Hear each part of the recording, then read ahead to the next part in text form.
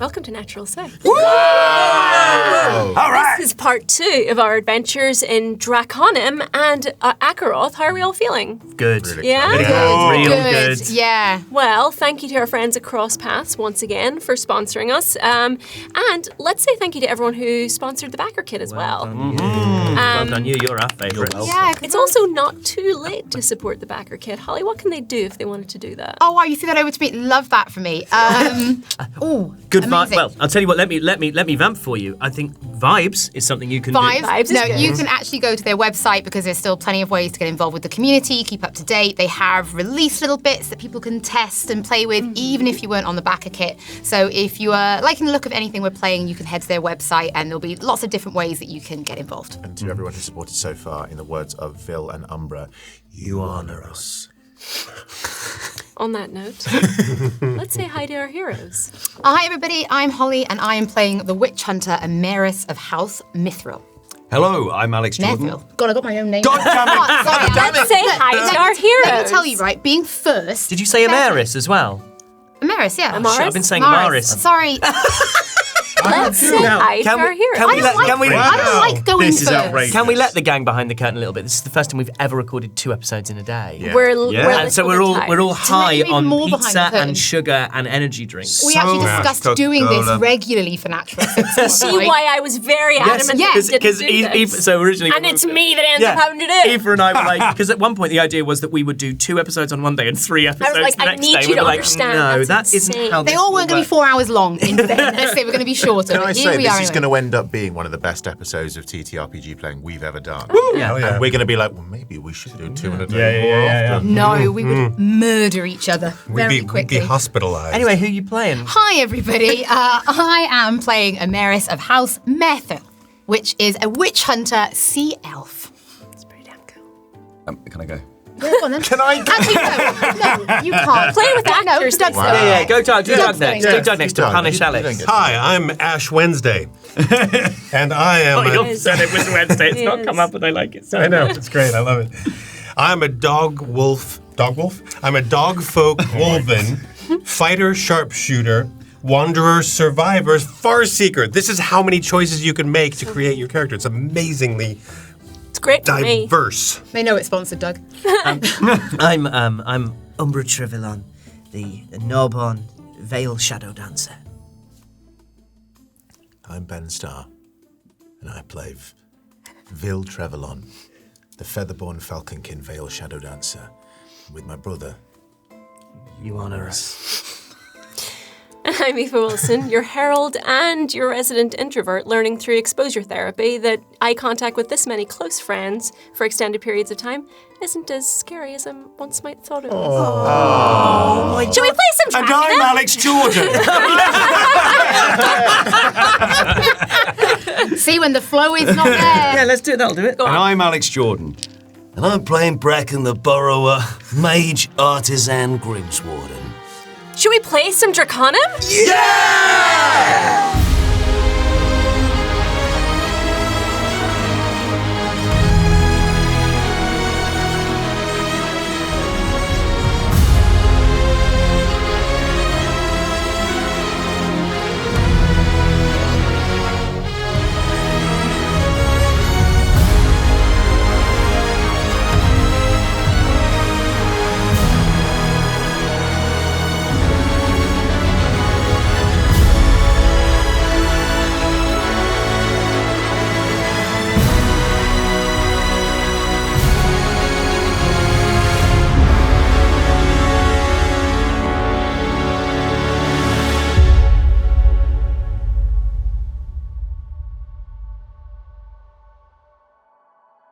Last time. How does it for the last time feels powerful, right? Yes, it's been. Yeah, it's Everyone a bit. be nice and listen. We 'cause have it's to a move tricky because bit. I feel I'm getting a twitch in my arm.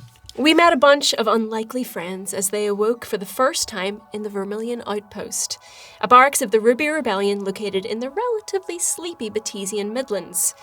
This group of unlikely pals skipped breakfast, met a local war legend, started a schoolyard fight, and caught up with their hatchling dragon companions. Due to their scrap with a bunch of, to be fair, quite nasty bullies throwing their weight around, they were assigned to kitchen duty with Bubs, a matronly figure who, among other things, coaxed Umbra into adding mashed potato and a little bit of gravy to the very short list of foods he was willing to eat. The group opened up to one another over dinner, Amaris and Vil sharing their reasons, aside from conscription, that they ended up at the Vermilion outpost and how much or how little of war they'd seen in their lives. Summoned to Crimson Warden Basel Greymane's quarters, the party crossed the grounds to his hut, discovered that the roof was not thatched as they had initially expected, but something huge and serpentine that began to uncoil and move along the grass towards them. And that's where we are now. Alex Jordan, unplug my phone. It's charging next to you, and I need it for the PDF. This is seamless. So, this massive form is silver and serpentine in nature, moving in that sort of purposeful, sinewy, and almost predatory way that lets you know this being is powerful. It's ready to react at any moment. And as it moves to the ground from the thatched roof, you see 2 silver wings folded along its back and webbed ridges that frame the long snout of its face. And as its mouth parts and it emits a hissing exhale, it regards you coolly, calmly, as the silvery blue shine reflecting off its scales almost blinds you in the moonlight. Is Moon dragon. it moon? No, it's a moon dragon. It's a big moon dragon. How you doing? I'm Bracken. This is the Nethril. This dragon's face is the same size as you, and as it sort of moves towards you, kind of just regards you. Doesn't move, just... May we ask your name? The dragon doesn't say anything, but from somewhere behind it, you hear, "Senria, are you welcoming our guests?" And it's Basel Greymane emerges from the folds as this dragon's massive form shifts, and framed in the doorway of this hut is Basalt in the doorway of his home. He stands and beckons you towards. As we walk past, obviously, Talos is going to kind of unravel itself and, I guess, kind of float around this other moon dragon. I guess because moon dragons are quite linked to her house. Can I put my hand out to see if it will let me sort of run my hand along its scales? Why don't you make me a gods and soul check? I don't do either of those well. I'd say because you have a moon dragon hatchling with you, I'll give you boon on this as well. A boom won't make a difference. Okay. I got 2 3s. Okay. Senria... I don't think I can do... I was killed. It breaks its own. I just want to look if there's anything I can do with that, because I feel like... I feel like I want tell you to. what, I just feel like it... why don't you roll me a shadow die?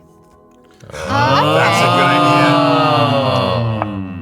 That's a 9. Okay, well, look, a 9 is not bad, 9 out of 12.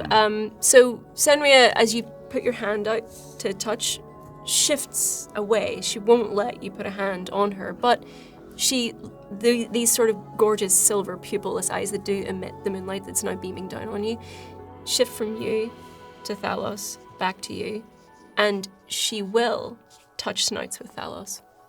Which is, I think, is delightful. And it's just that kind of nice little connection. And then a little whistle and, Thanos will just wrap back around me. Fair play.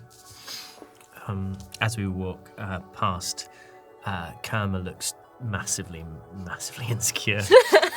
And I go, you know what, Kerma? Even if I was given a moon dragon that big, I would rather spend my evenings watching you do your dances. And can I give Thalos a little sort of, go on, do it. And I want Thalos to then kind of fly down and touch Snoots. With Kerma the same way the other 2 moon dragons did. Kerma would be so as a common trait, which is said in the previous is they have an innate curiosity about how others perceive them, mirror dragons, and so would be sort of thrilled, I think, to be acknowledged and that they've now been, in their head at least, put on an equal footing with this huge moon dragon.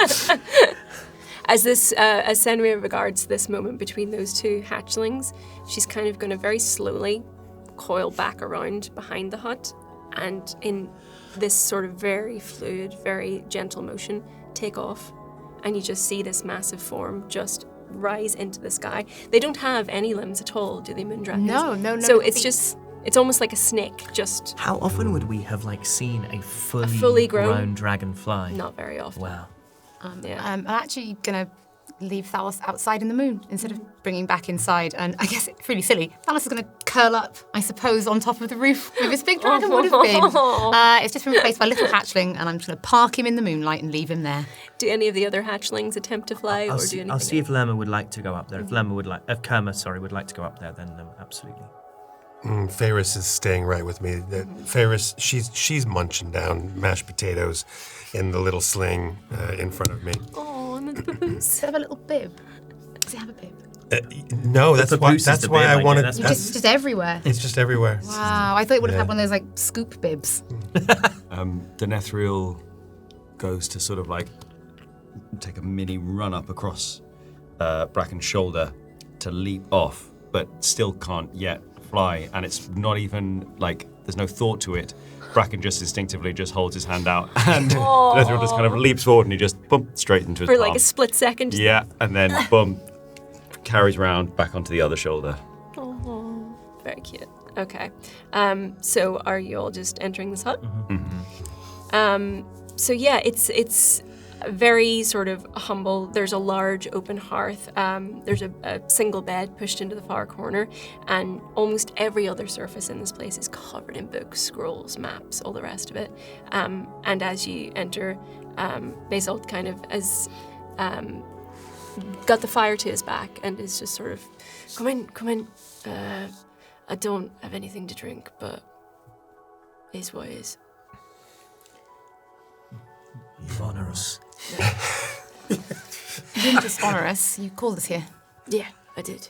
I heard about the scrap in the yard. We didn't start It it, wasn't our fault. That wasn't we. They're pricks. but I was ready to finish it. I hit them with the flat of a blade in order not to break the skin. Look, arrow's a pain in the ass. Yes. I know that. His little hangers-on, pain in the ass too. That doesn't mean you rise to it. You have to be better than them. You're all gonna have to live together, so I propose a solution. And he kind of goes behind him, sort of like moves some of the scrolls and books out of the way, and pulls out 5 Ruby Rebellion sashes. And he says, these mark anyone who wear them as initiates. They're not full soldier sashes just yet. You can wear them as armbands, belts, whatever you want. And Basel then goes on to say that the other team have already agreed to this, but he's proposing a friendly competition since you guys and this other group are so keen to prove yourselves. But you do this thing and everyone can move on. Maybe. I've hidden something not far from here. My sword. Is violence permitted? I prefer not. I need everyone with all the limbs intact. Is moderate violence permitted? If you see them, I'd prefer my soldiers learn to get along. Sorry to interrupt you, my lordship, Captain Grace. Well said, brother. Obviously, we are very lucky to be in your presence, and stories of your exploits have travelled far and long. And did you say that you'd buried your... Kindness. You sword. Yeah. You're not worried that someone might find it before we do? That is a... Sorry, of course not. Why would that be the case? How am I to question your greatness? It's a my fair lord? question. No one's gonna touch that sword that I don't want to. Wow. Some sort of magic, I suppose, you've placed on it. No. Sword's mine. Always will be. We understand that. That's how I feel about my staff. Yeah. And then he just turns it slightly so you can just see the bracken scratched into it. I'd like to say that just for flavour, Umbra is like standing so to attention, like, and has this entire time is just moving his eyes, is trying so hard to look like like a proper on parade. You can relax, little one. We're not on duty yet. Like, slightly breathes out, but it's barely perceptible. May I ask the others if they already headed out? I told them to wait by the main gate. No, but they're sly. Well, I know that they're probably already left already. They've probably got a head start. Well, then you're just gonna need to be better than them. We can do that. I know you can. I saw you in the yard. I wouldn't send just anyone out there. Not tonight. But I think this is necessary. We're all gonna be spending a lot of time together. Wow. That will be an honour. First team back here, with kindness, wins. If you have any other questions for me, let me know. Do you have a clue, maybe? Something to get us started off.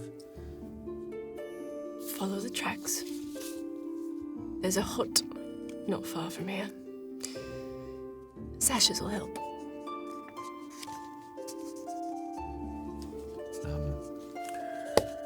Bracken takes this sash, looks at it, and realizes that it's not going to fit properly around, and realizes the best and easiest way.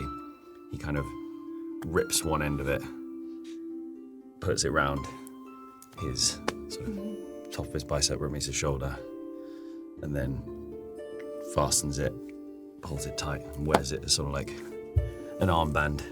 That's good. Can I take a sash? Mm-hmm. I'm gonna put it around Umbra's head. Tighten it. There. Below his ears. Pardon? Just below his ears, like that. So his ears are coming up the top like that, and he looks like a 1980s action star. You honor me, bro. I just had a thought. Should we introduce our, like, a little bit about who these folks are? Because in the last episode, we actually did introduce our characters so people understand what it is. But if you're new to this... Then go back and watch the first step. Well, yeah, of course. But we don't introduce our characters every episode in, the main campaign. Well, that's true. There has to be a little bit of trust that they might Faith. Not start with part 2. start with part 2. If you're starting with part 2, With brothers. you honour us.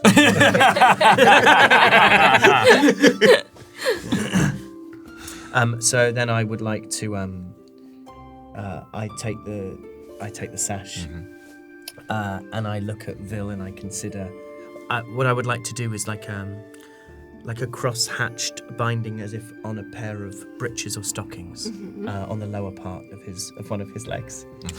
Tying it to his shin. Yeah, sort of wrapping it round, sort of cross style. It's like a garter. A Knight of the Garter.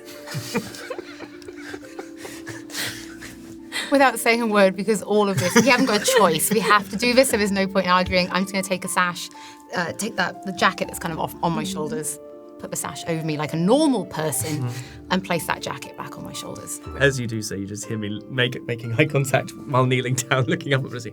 You're the bravest man I know. Like Amaris, I take a sash and I unhook my cloak and I put it over my head and then I reattach my cloak. Great. None of us wearing it conventionally, which I really appreciate. Not one. Well, with that, Basel looks around at all of you. Looks good. Looks good on you. Did you fight at Autumn's Pass? I did. Know anyone there?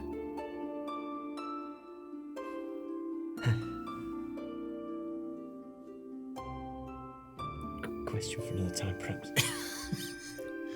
Yeah. Looks confused by that, since you brought it up, but goes, We just heard stories is all, and we wanted to hear the great Truth of it. the truth of it. Really? Yes. The truth of it is that it was bloody. And many souls who were loved were lost. That's all you need to know. Here's the right way of it. People died that shouldn't have died that day. But they died well. They died defending the No. realm. No one dies well in war. Well, sure, that can't be The true. stories we've heard, people have died well. They die for what they believe in. No, they die in shit and blood. People died with arrows in their back, swords in their bellies. How can you die with an arrow in your back when you're facing forward, when you're facing against danger? That is what we've been told of war. Heroes fighting for the realm. Some did. But it wasn't a fair fight. It wasn't a fair battle. We shouldn't have been there. They shouldn't have been there. Not everyone in war dies well. So you're saying some do? Some do. That's enough for me. I think maybe sensing Vil's quite tense, I'll just put a hand on the shoulder and be like, if they've already gone ahead of us, we're already late. That's right. Just trying to get him to move and not stay here and have this fight. You stay here long enough, you'll learn the truth of war. Soon enough. I hope it's what you want it to be, but I'm not sure it will be. And I'm sorry for that. No need to apologise. We do this willingly. You honour us. You honour us. Go on.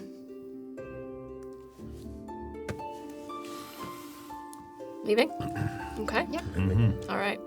So as you leave the hut and make your way across the training yard, the main gate is directly across from where you're exiting. As you approach, make me mind checks, everyone. Mind checks. I only have one mind. Yeah, everyone apart from those two. But my mind is good.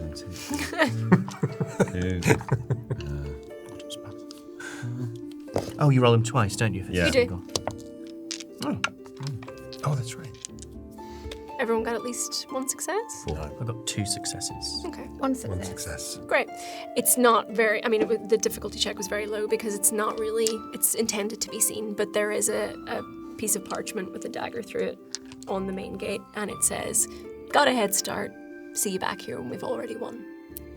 Those bastards. Bracken walks up, just pulls the dagger out, and just with that little belt that he's got with loads of little hoops for it to put stuff in. Waste not, want not. Just tucks it in his belt. Excellent. So, as you leave the main gate, who's going first? What's the marching I'm order? going to take the lead because this is basically what I do. I track. I say, follow the tracks, he said. This I can help with. We must be careful, though. Those ahead of us are sly. If we're following their trail, they might lead us astray. We have to use our own instincts, I believe. We were not told what tracks to follow. They could be following the wrong tracks. What tracks are we seeking? I think it might be the track. As in, There is a dirt road. Yeah, there is something of a dirt road that leads out of the outpost and west, due west, as the land sort of very gradually slopes downward, but very, very slightly so. The Crimson Warden said it was heading towards a hut, so that these would help us get in. I believe we need to move swiftly. I am actually going to remove my leather apron, which is acting sort of as my thick, medium armor. Because with my armor, I have a -1 to my speed. So I'm actually going to take it off, I fold it, put it by the gate, Okay, so that I actually return, rather than having 6 movement, I have 7. great. Okay. So you're going first. Are you guys following up? I go wherever he goes. Let's go just behind. Okay. And you guys bring up the rear. yeah, so obviously I got Talos on the way out, but Amaris much prefers being in the shadows, so I will be going last, and I will be staying behind.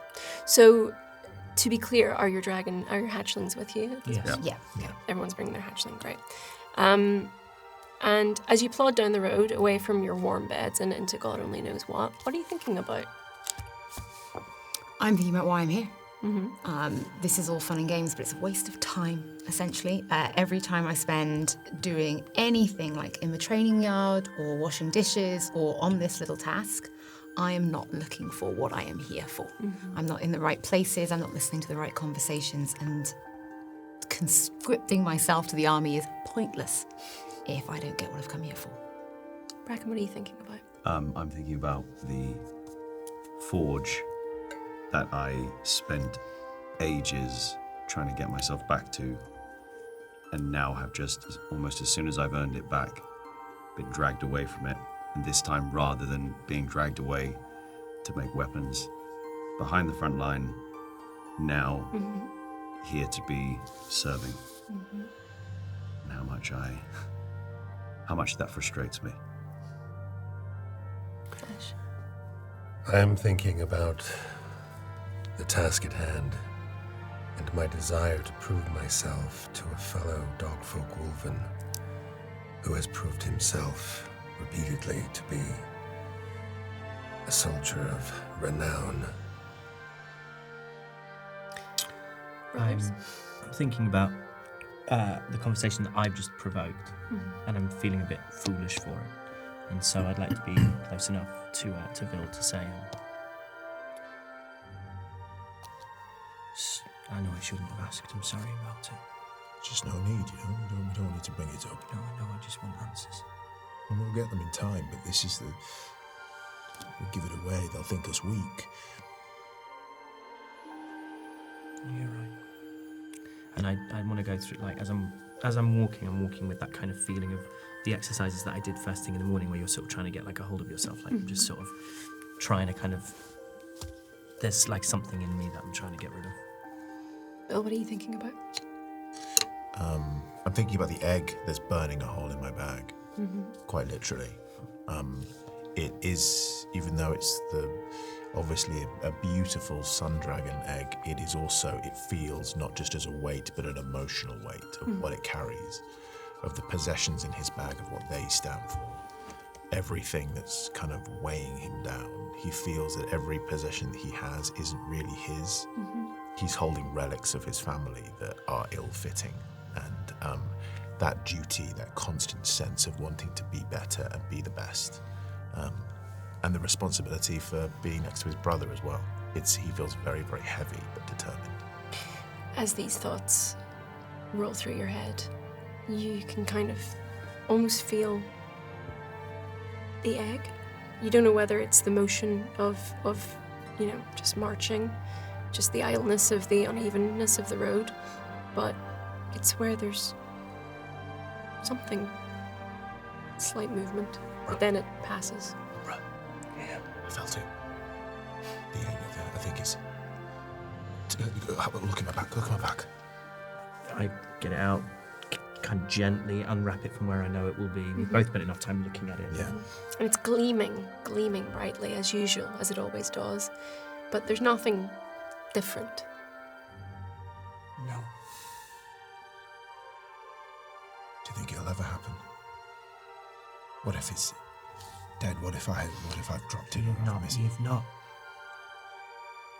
You've cared for it more than he could have. I could never care for it as well as he did. He doesn't want to hatch because it's waiting for a better owner. I'm not the person. This isn't.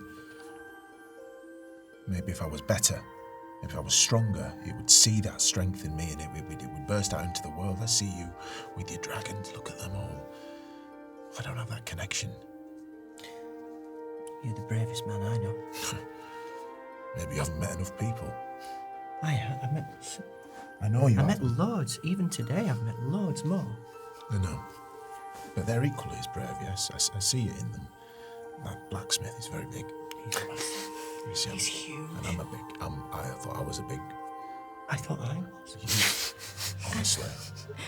As you're all walking, why don't you make me world and mind checks to see how this first part of the journey goes? How does this work? If someone's only got a 1 in something, Just roll it once. just roll one That's one right. dice. But if you're world and mind, so put those I'm- two together. Can I, because I'm a career wanderer with a survivor specialism, I'm searching for tracks or clues as to things that have passed before on this track as we're moving down the road. Can I, with the Pathfinder perk, I can add a boon to rolls for Absolutely.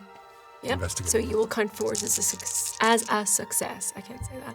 In that case, so hard to say. You As two a parts in success. successes. As a success. So no boon benefit there, but I get 2 successes. Great. How did everyone else do? 2 successes. 3. No success. I rolled a 5 and a 6 on 2 dice. So you're still really finding your feet. It's dark at this point as well. But you're following the path that this sort of well-trodden path that this part of the road has taken. There are various old wheel tracks, the odd footprints, but you do, as you move, start to see that there are a certain group of tracks that are fresher than the others, and you can surmise that these were made in the last hour or so.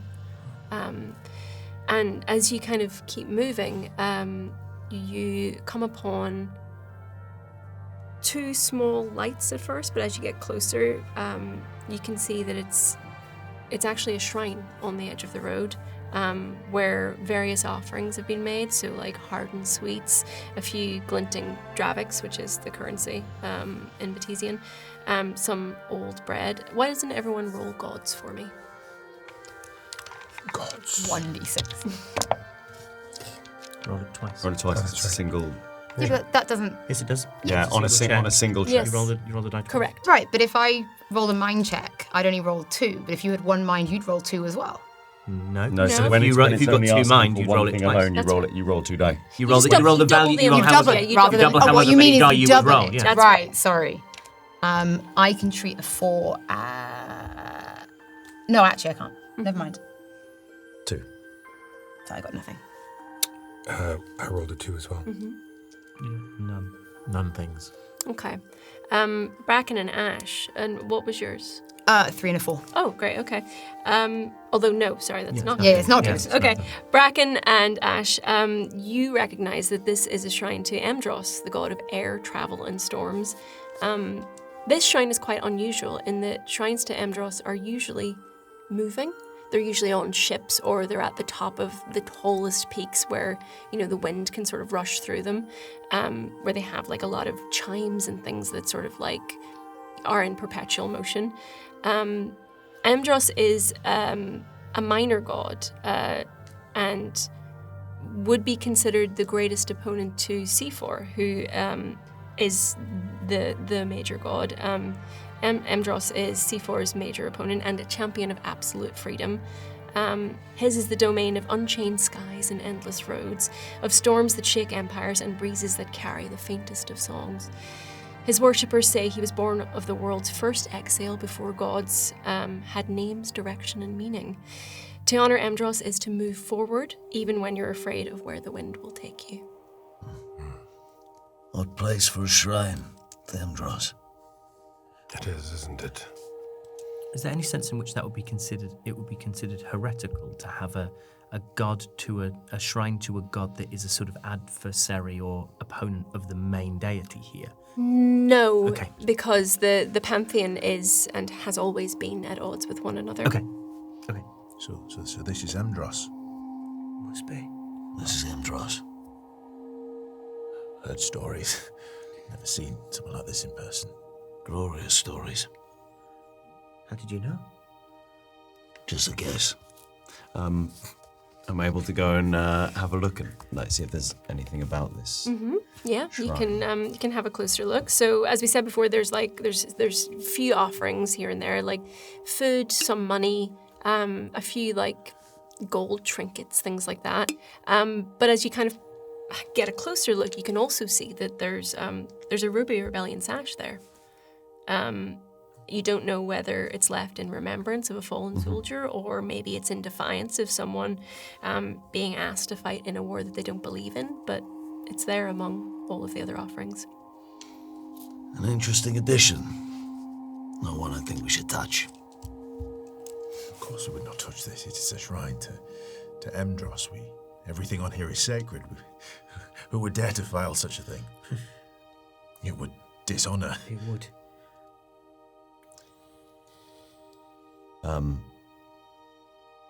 I think we should keep moving. You do? As you keep moving further down the road, and as the shrine starts to... You glance back every so often to see that the candles are sort of like fluttering in the breeze. It's still there, and as it gets further and further away, and you're heading off into the night, everyone who feels like they'd be on high alert can roll mind for me, please. So I have 2 mind. So you I rolled 4. So you roll 4. Then I have been rolling half of what I should be rolling this entire I'm so time. sorry. Well, in that Sorry. case, hey, Yeah. start again. Start the whole thing. Start again. Guys, Start again. guys, we Start might- again. I thought you just rolled the amount. Yeah, equal so to it's- idiots if when it's you a just single, like, if it's a single skill Correct. check, you double the amount of die you'd normally roll. or- which actually I haven't rolled that many single skill checks. Yeah, We tend to. We do tend to put do them too, together. but yeah, like the single attribute checks, you would, in those cases, you would take the attribute's value, you would double it, and roll that many dice. 2 successes for me. Nice. 4. Oh, None. 2. 2. okay. You hear it first. This sort of. At first, you're like, you look up because you think it might be Senria. It's that same. But there's something different about it. And at first, it's coming from one direction. Then you hear it from another. Then another. Then another. Does it sound like, do I get the sense that it's one sound that's moving around, or I'm hearing it from multiple places? Multiple places. Stop. Do you hear that? With 2, do we? Yeah. I nod. Yes. Might be time to get that axe out, little one. Upon hearing that noise, can I attempt to hide? Yes, you can. How would that? So, hide is, so it's my shadow, which is 3, so that'd be 3d6, plus 2d6 from silent shoes, plus 1d6 from graceful step. But because it's a single attribute, would you then roll 6? I don't know. No, I'm Yes, asking. you would. I'm asking. Yes, you would. Okay, so it's 6, 7, 8, 9. Alrighty. As I think you'll hide. yes, I think Yeah. I'm gonna say as Amaris kind of I might try and do the same, you know. sure. You've got enough time to do something. I'll just. I was never here. And I'll throw down my smoke vials. I gain 2d6 on a shadow check, so I roll 6 because I have 3 shadow, another 2, so I'll roll 8.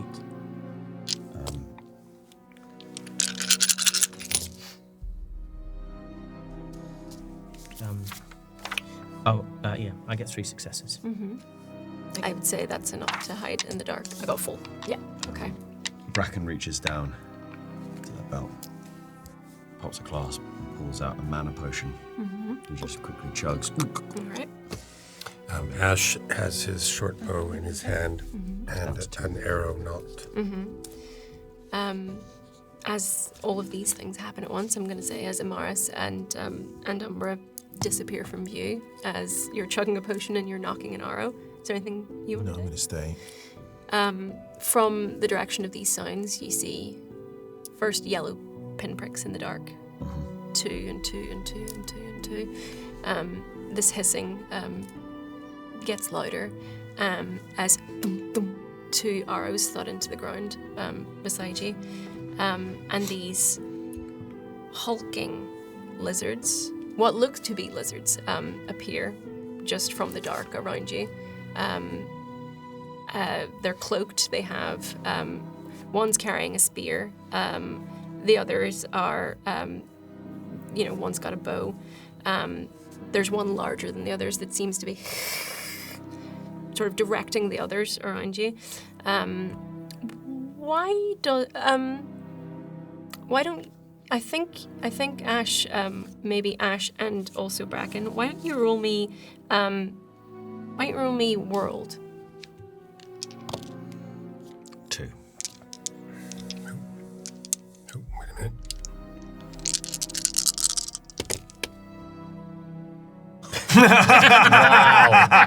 Jeez. That's amazing. They're not Sometimes they have their kind, own are they? story to tell. 6 potential. I knew nothing. Bracken, these are Dasul. You've seen them before. Dasul are former Drakari who long ago severed their divine connection by removing their own wings. They're lizard folk warriors that are in these days mercenaries. They work for the highest bidder, but they do not ever dare to work in the daytime in fear of C4's eye. And with that, I think we can say that we are in combat. Who would like to act first? I would like to, reading this situation and understanding what they are, knowing that to stand and still is probably to be on the back foot, would like to run forward towards as condensed a pack of them as possible. And I'm going to once again use Earthshaper's Wrath. Once per scene, slam the ground to create a shockwave. All enemies within 2 squares of you are knocked down and suffer 3 wounds. So Bracken runs forward and there's like a moment where you hear the claws kind of as they set in position, and then it's just like this real thud, like proper meaty, earthy like thudding as his paw pads like hit the ground, and he launches himself forward, and it's a berserker-esque kind of rage motion as he brings his like arms back, thrusts them forward into the air. You see the sash around one, little bit of fabric trailing, and he just brings these enormous fists down onto the ground, and there's like dust rises and there's a shake and it cracks outwards to as many as possible within a condensed. So I'm gonna say, so there are you can count now 6 of these things surrounding you. There's one that has glowing eyes marked with ritual paint. This red paint, you can hear the rattle of bone charms as it kind of prepares to make a move against you. There's also one that's holding a heavy shield out in front of it. It's close by this shaman that is kind of like clashing against that. There's also the larger one that has like this painted helm that's sort of snapping orders at the other ones. There's also a trapper who's kind of like sort of back from the rest and sort of eyeing you all up and waiting to sort of figure out what their next move will be.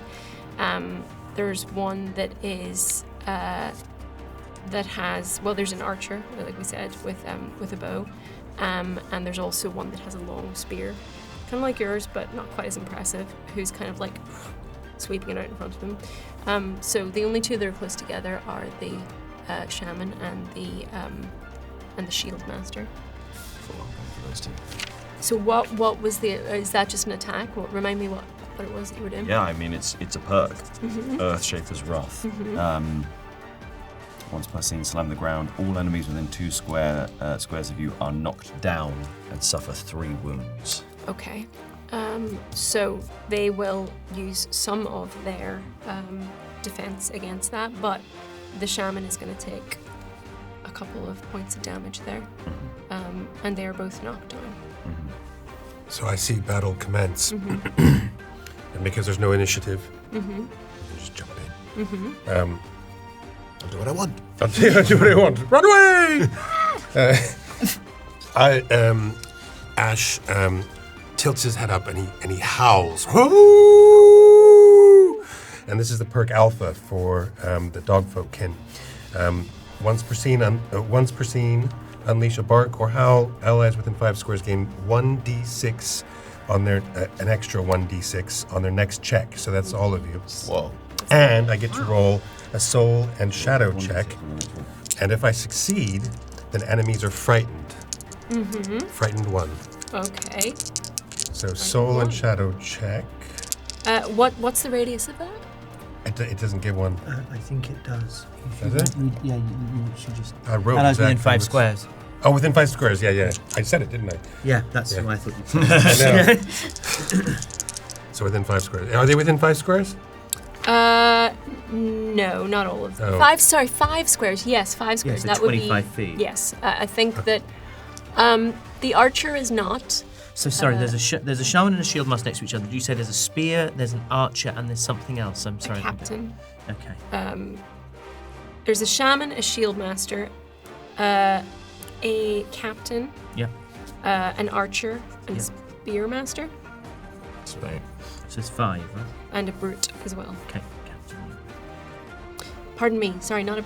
Yeah, did we say the trapper? Shield master, brute, archer, spear master, trapper. That's 6.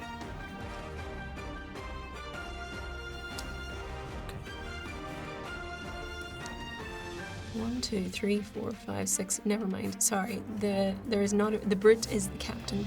Pardon. Okay. So it's shaman and shield master next to each other. Then separate from everyone else is an archer, and again a spear master, and again a captain, Yeah. and again a trapper. Yeah.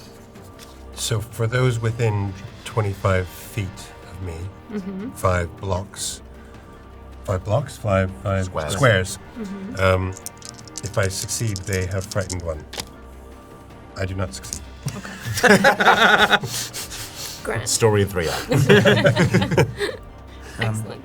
I have a mechanics question. Yes. So if you attack from unseen, you get a boon, which means you Count to 4 as a can have success, 1 yeah. 4 as a success. I have that thing where if I move 4 squares and then attack, I get extra damage. Momentum, yeah. In moving those 4 squares, will I lose my property unseen? Totally fine if I do. I'm just trying to. I mean, I don't think you would. Well, I think when I read it, it was if you run at their line of sight, they would see you coming. But if you used it and you essentially appear next to them. Then I wouldn't mind sticking to the shadows, having thrown down my vials. And I would like. What's the bravest thing to do? Is probably to target the captain. Yes. So I would like to attack the captain. So and is the captain again is alone and has no adjacent allies? Correct. Great. So I get my shadow, which is 3. I'm going to attack with my battle axe, which is another 2. And I'm going to add a d6 thanks to the alpha.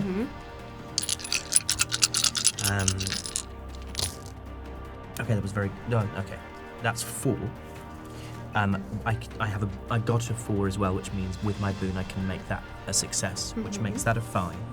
Because I used I moved 4 squares, so I can increase the result by 1 tier. So that actually becomes 6, although it caps at 5.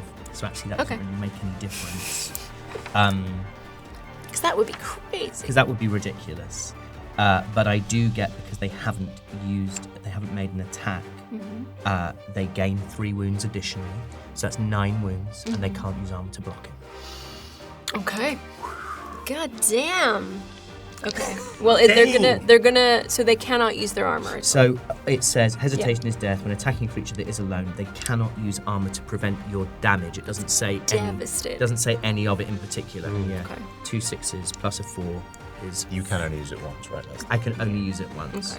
Okay. So actually, let me make sure that's correct. That's 2 6. Yeah. So it takes me. Yeah. So it's 6 plus 3. So it's 9. Okay. So, yep. Are you done? Well, describe done. what this looks like. I mean, So- it's like. So this- having kind of slammed those vials down and used that moment of hesitation and that kind of smoke to slip undetected into shadow. What the rest of you would see is that these yellow eyes of these, forgive me, Dasul. Drasul, there is suddenly a set of red, like smaller red eyes that is appearing almost from behind one of them. And as I kind of run and leap, the hood falls back. You see this red sort of sash bandana of the Ruby Rebellion, and my red eyes glowing and my white fur in the moonlight, and slam my axe into this captain at whatever height I can reach. And then I'll do exactly what I did before, and I'll use the step ability to just move backwards without. So as this axe that I'm going to say is like slamming into the chest, just below the armpit, you hear this like as it takes the full force of that damage, and as you back away, as Captain clutching the side, you can just see there's just blood starts to trickle from between these clawed hands. It reaches with the other hand and just pulls the helmet off, and it's like it's eyeing you. Right, fine. Does that technically mean it's active this turn? No. That's just for flavor. For flavor, can I say I see that danger towards my brother? And you see these, both of his talons suddenly start glowing with light, and I'm going to roll an attack, a magic attack. I'm going to use that plus my extra one, 2 successes. That's kind of what I need. To roll to do missile. I use 2 MP plus an action. A bolt of burning energy begins to consume the target. These bolts just come from his talons. The target takes 2 wounds, and this damage cannot be reduced by armor. So, but also, I'm going to use the ability Knife in the Dark, which is the same one because he hasn't acted yet. When you attack an enemy who has not yet acted this combat, you deal +3 wounds. It's actually another 5 wounds. But I think that because this is a different thing, maybe that can be attacked by armor. Is that a bit unfair for me to do it, or are we doing it? I mean, that's the rules, you know. Like, Yeah, So, hang on. So does it say? So Knife in the Dark. Oh, is Knife in the plus Dark just deals 3 wounds. wounds. I have an extra thing, which means my damage cannot Yeah. be limited. Right. Whereas the missile does do 2. So 2 of them. So they definitely take 11. Yeah. And then they have 3 that they can potentially use defensive. You're not dead yet. I'm and terrified. And then you see, and then you just see him kind of like raise off the ground, and both of his wings kind of like put up in front of him like that, which is essentially just come and get me. This, I mean, it's this captain is looking wounded, to be fair. And as you kind of like raise off the ground, there's this sort of like animalistic, almost a cower. But as it kind of like looks to the sides, it's like it rallies itself and is still up, but trying not to show the extent to which it's kind of fucked. So is that That's my turn. your turn? So I see this stuff happening to this captain, and I'm just going to take a cue from that. Can I You've already moved this turn, have you not? I did something that didn't take any action points. Okay. Sure. Then if you still have AP and stuff to use, then you can. Yeah, so I see things happening to this captain, and I'm just going to take advantage of it. And one of my kin traits is Hunter.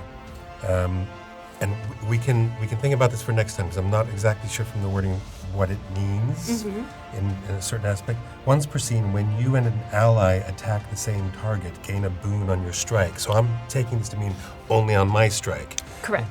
Yeah, okay. It just means that you're both targeting the same person, but this skill will affect you, I believe. So I'm going to shoot with the bow at this captain, and because I have a boon, I can take 1/4 as a success. Correct. And my primary thing is world, which is 3. So I get 3 plus 1 for the bow and 1 for. That's 4. You said I take 3 and you took 4 die. That's yeah. Kind You know how I am with dice. right? Yeah, that's why I'm here. So 3 for world, 1 for weapon master, and 1 for bow. So that's 5 dice in total. Great.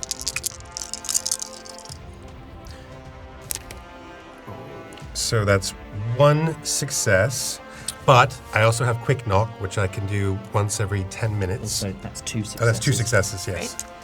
So I quickly knock another arrow and send a second arrow down. Oh, fuck! So that was 2 from before. Okay. That's 4, 5, 6, 7 damage. That's set. So you take it 7 up. tier, So you look yeah. at the 7 7 tiers. tiers. So you look at the top There is no tier. 7th Yeah, tier. there is no top 7 tier. tier. He's taking Oh, max but damage. wait, each attack gets its own thing. So the first one had 2, so that's 2 damage. And then the second one has 1, 2, 3, 4, 5. Oh, but it can only Yeah, so it's 4 it can only take a maximum of 5 on the second attack. Which is what you got. So that's 7 damage total. 7 tier damage total. Ash. So he sees that this guy's being attacked, and he knows if he shoots now, that he has a chance of bringing this critter down. So he knocks an arrow, shoots, and hits it in the shoulder, and then he quickly knocks another arrow, and it goes thunk right into the center of his forehead. And it just Falls straight over, backwards, dead. great. Love it. Who would like to move next? Before I do anything, the fact that that sort of captain is down, what has that done to everybody else? It's let's say it's freaked them out, but they're there to do a job, and they're not gonna. They are mercenaries. They are trained. In which case, then I'm going to target the shaman if I can. How far is that shaman from me? The shaman is. I'm gonna say they're 3 squares away from you. Okay, then I would like to come out of cover, and I am going to attack that shaman, please. Great. And because I'm unseen, that is 6d6. That is 5 successes, but it is a quick attack and a spear, so it can't go more than 4 anyway. Great. But I will once again, as I hit them with the spear, just whisper in their ear, "You won't be saying anything," and use choke the words on the shaman. Great. So that's 4 damage, 4 wounds. You say. Yep. Great. And with that, I'm just going to blow them a little kiss, and I'm going to use blink to return to the shadows. Ooh, love it. So blink essentially is 1 AP plus 1 mana, and I can teleport up to 6 squares to a visible unoccupied space, which will disappear back into the shadows from whence I came. Perfect. And then while we're back into the shadows, I'm just going to give Thalos a little tap on the head, and I'm going to point towards the brute, and I am going to get Thalos to cast Binding and attempt to pin that brute so it cannot move. Great. So I'm going to say, so the brute, that was my mistake. The brute and the captain were the same thing. Fine. The captain is now down. However, so I'll give you a choice. There's the shaman, there's the shield master, the archer, the spear master, and the trapper. I am going to go for the shield master. Someone who can essentially looks like they're going to, if they can move, they'll do some damage if they hit anyone. So I'm going to try and pin them down. Basically, root an enemy in the glowing chains of moonlight. They cannot move until they succeed on a body check. On a body check. Very well. Okay. Fine. Wait. Okay. Well, then they are rooted to the spot for the time being, and they will try and get out of that when it's their time. Everyone has moved, right? So it's my turn to do fun stuff. So first to move is going to be the shaman, who is going to look at you, Amaris, and is going to fire off a hex fire bolt. So that's going to be 1 light wound, and you are burning. Will they be able to see me? I return to the shadows. Ah, very well. Sorry. That in that case, they do not target you. They're going to target. Who would they target? And is Hex a spell? Hex. It is a spell, yeah. Then they won't be casting it because they are choking on their words.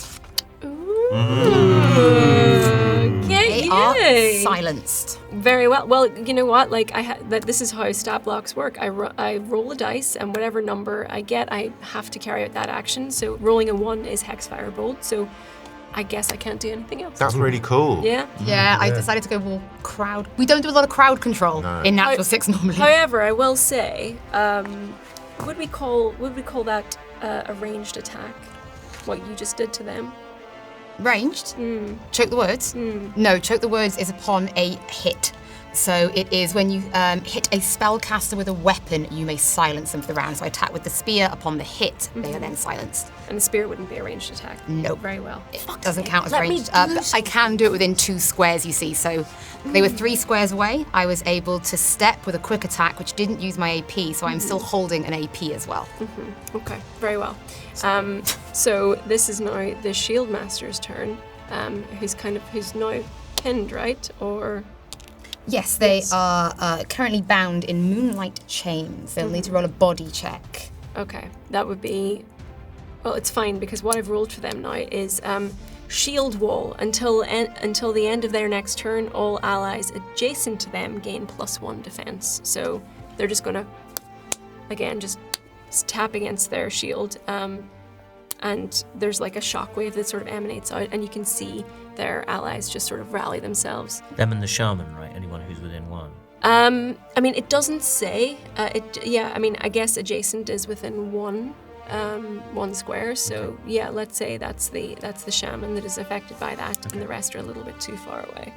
The captain is down, so it's going to be the archer next. So let's go.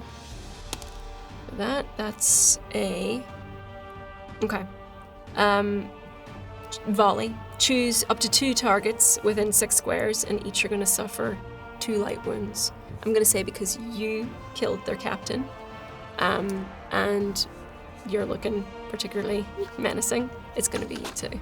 2 wounds. So is that 2 each? Yes, correct. Yeah, I'm going to use 2 of my defense. Yep. I'm going to use 1 defense Okay. to lessen my damage. You know you get 3 more. You get half of them rounded up again at the end of the round. Yeah. Great. Yeah, good point. Do what you like. That's just we're all learning, and I don't. No, I'll use 2 then. Yeah, Okay. I forgot about that. Yeah, thank you. So you're both going to negate that damage. Yes. So how does that look? Are you just sort of, are these arrows just thudding into the armor and not actually penetrating? I or think are you what locked? happens is I see them coming and I just go. Nice. Cool. I'm going to say the. I'm in the world. I'm in the world. I'm living it. In this moment with Bracken, they both go to hit, and there's something about like the thickness of the fur. They just sort of glance slightly off. Nice. Armored fur. That's hard. So Red Wall. I love Red Bull. I'm going to say this archer is going to get another attack. Give us a Red Wall series, you cowards. Seeing this having no effect, they're going to now take their bow and they're going to make another shot, and they're going to make it at Vil. This is Blacky boy. This is a pinning shot. The target within suffers 1 light wound, and they are slowed. You hear Bracken shout, Tuck your wings in, you'll be a smaller target. So your movement is halved. Yeah, so you see this, just for a bit of flavour, you think, why not? You see this arrow kind of like go into his shoulder, and it drops to the floor like that. So that little bit of hover that he had is kind of like wounded him. And are you taking that light wound? I'm going to fully take the light wound, yeah, because I think it's taken him as a bit of a shock, and he hasn't been like properly hit in real combat before. So this is not expected. flavorful story. Next up is the Spearmaster, who's going to look to you, Bracken, and is going to lunge. They're just gonna like whip their spear around and just come forward at you, and they're gonna strike you for 3 light wounds. Okay, so I'm gonna take 1. I think what happens here is Bracken sees this spear coming in, and he grabs the spear just at the last minute. Right at the last minute, but it just sort of slightly pierces, but it doesn't fully lodge in. He just kind of stops it at that point. And this Dasul Spearmaster is just slavering in just frustration that they couldn't get the blood that they wanted, and they're just at the end of the spear, I now have leaning into you. 3 light wounds. Okay. So any further light wounds that you happen to take, you will be going up a tier into heavy wounds, just so you know. Oh. You don't want to do that. You don't Hello? do that. Oh. So this is the Trapper's turn. The Trapper is a little bit further back than the rest. and they are going to.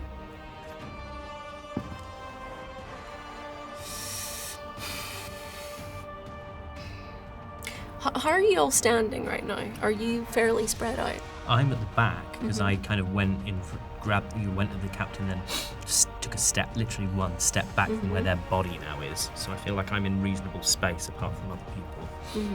I'm closest to the shaman, but in the shadows. You're in the shadows, yeah. I'm still on the road. Okay. How far? Walking. Yeah. Heading on. I'm still heading to where we were supposed to go, guys. Bye, mate. See you in a bit. Gonna get that sword. Job to do. Okay. So it's kind of what the attack in the line that you were very frustrated that multiple enemies weren't in a line so that you could use the full advantage of this. But if this were to work, 3 enemies in a line would suffer a couple of wounds and must roll a body or be knocked down. But since that you're all fairly spread out, I'm going to say that he's going to target Ash and going to come at you. Roll me a body check. Body check. He's going to attack you into next Shrine Tuesday. And this is doubling How long the have you dice been pool, so yeah? good. 1 success. Okay. You fail that check. So you are now knocked down in the road. And there's also 2 light wounds from that. Are you taking those? Okay. I will take one of those. Okay. All right.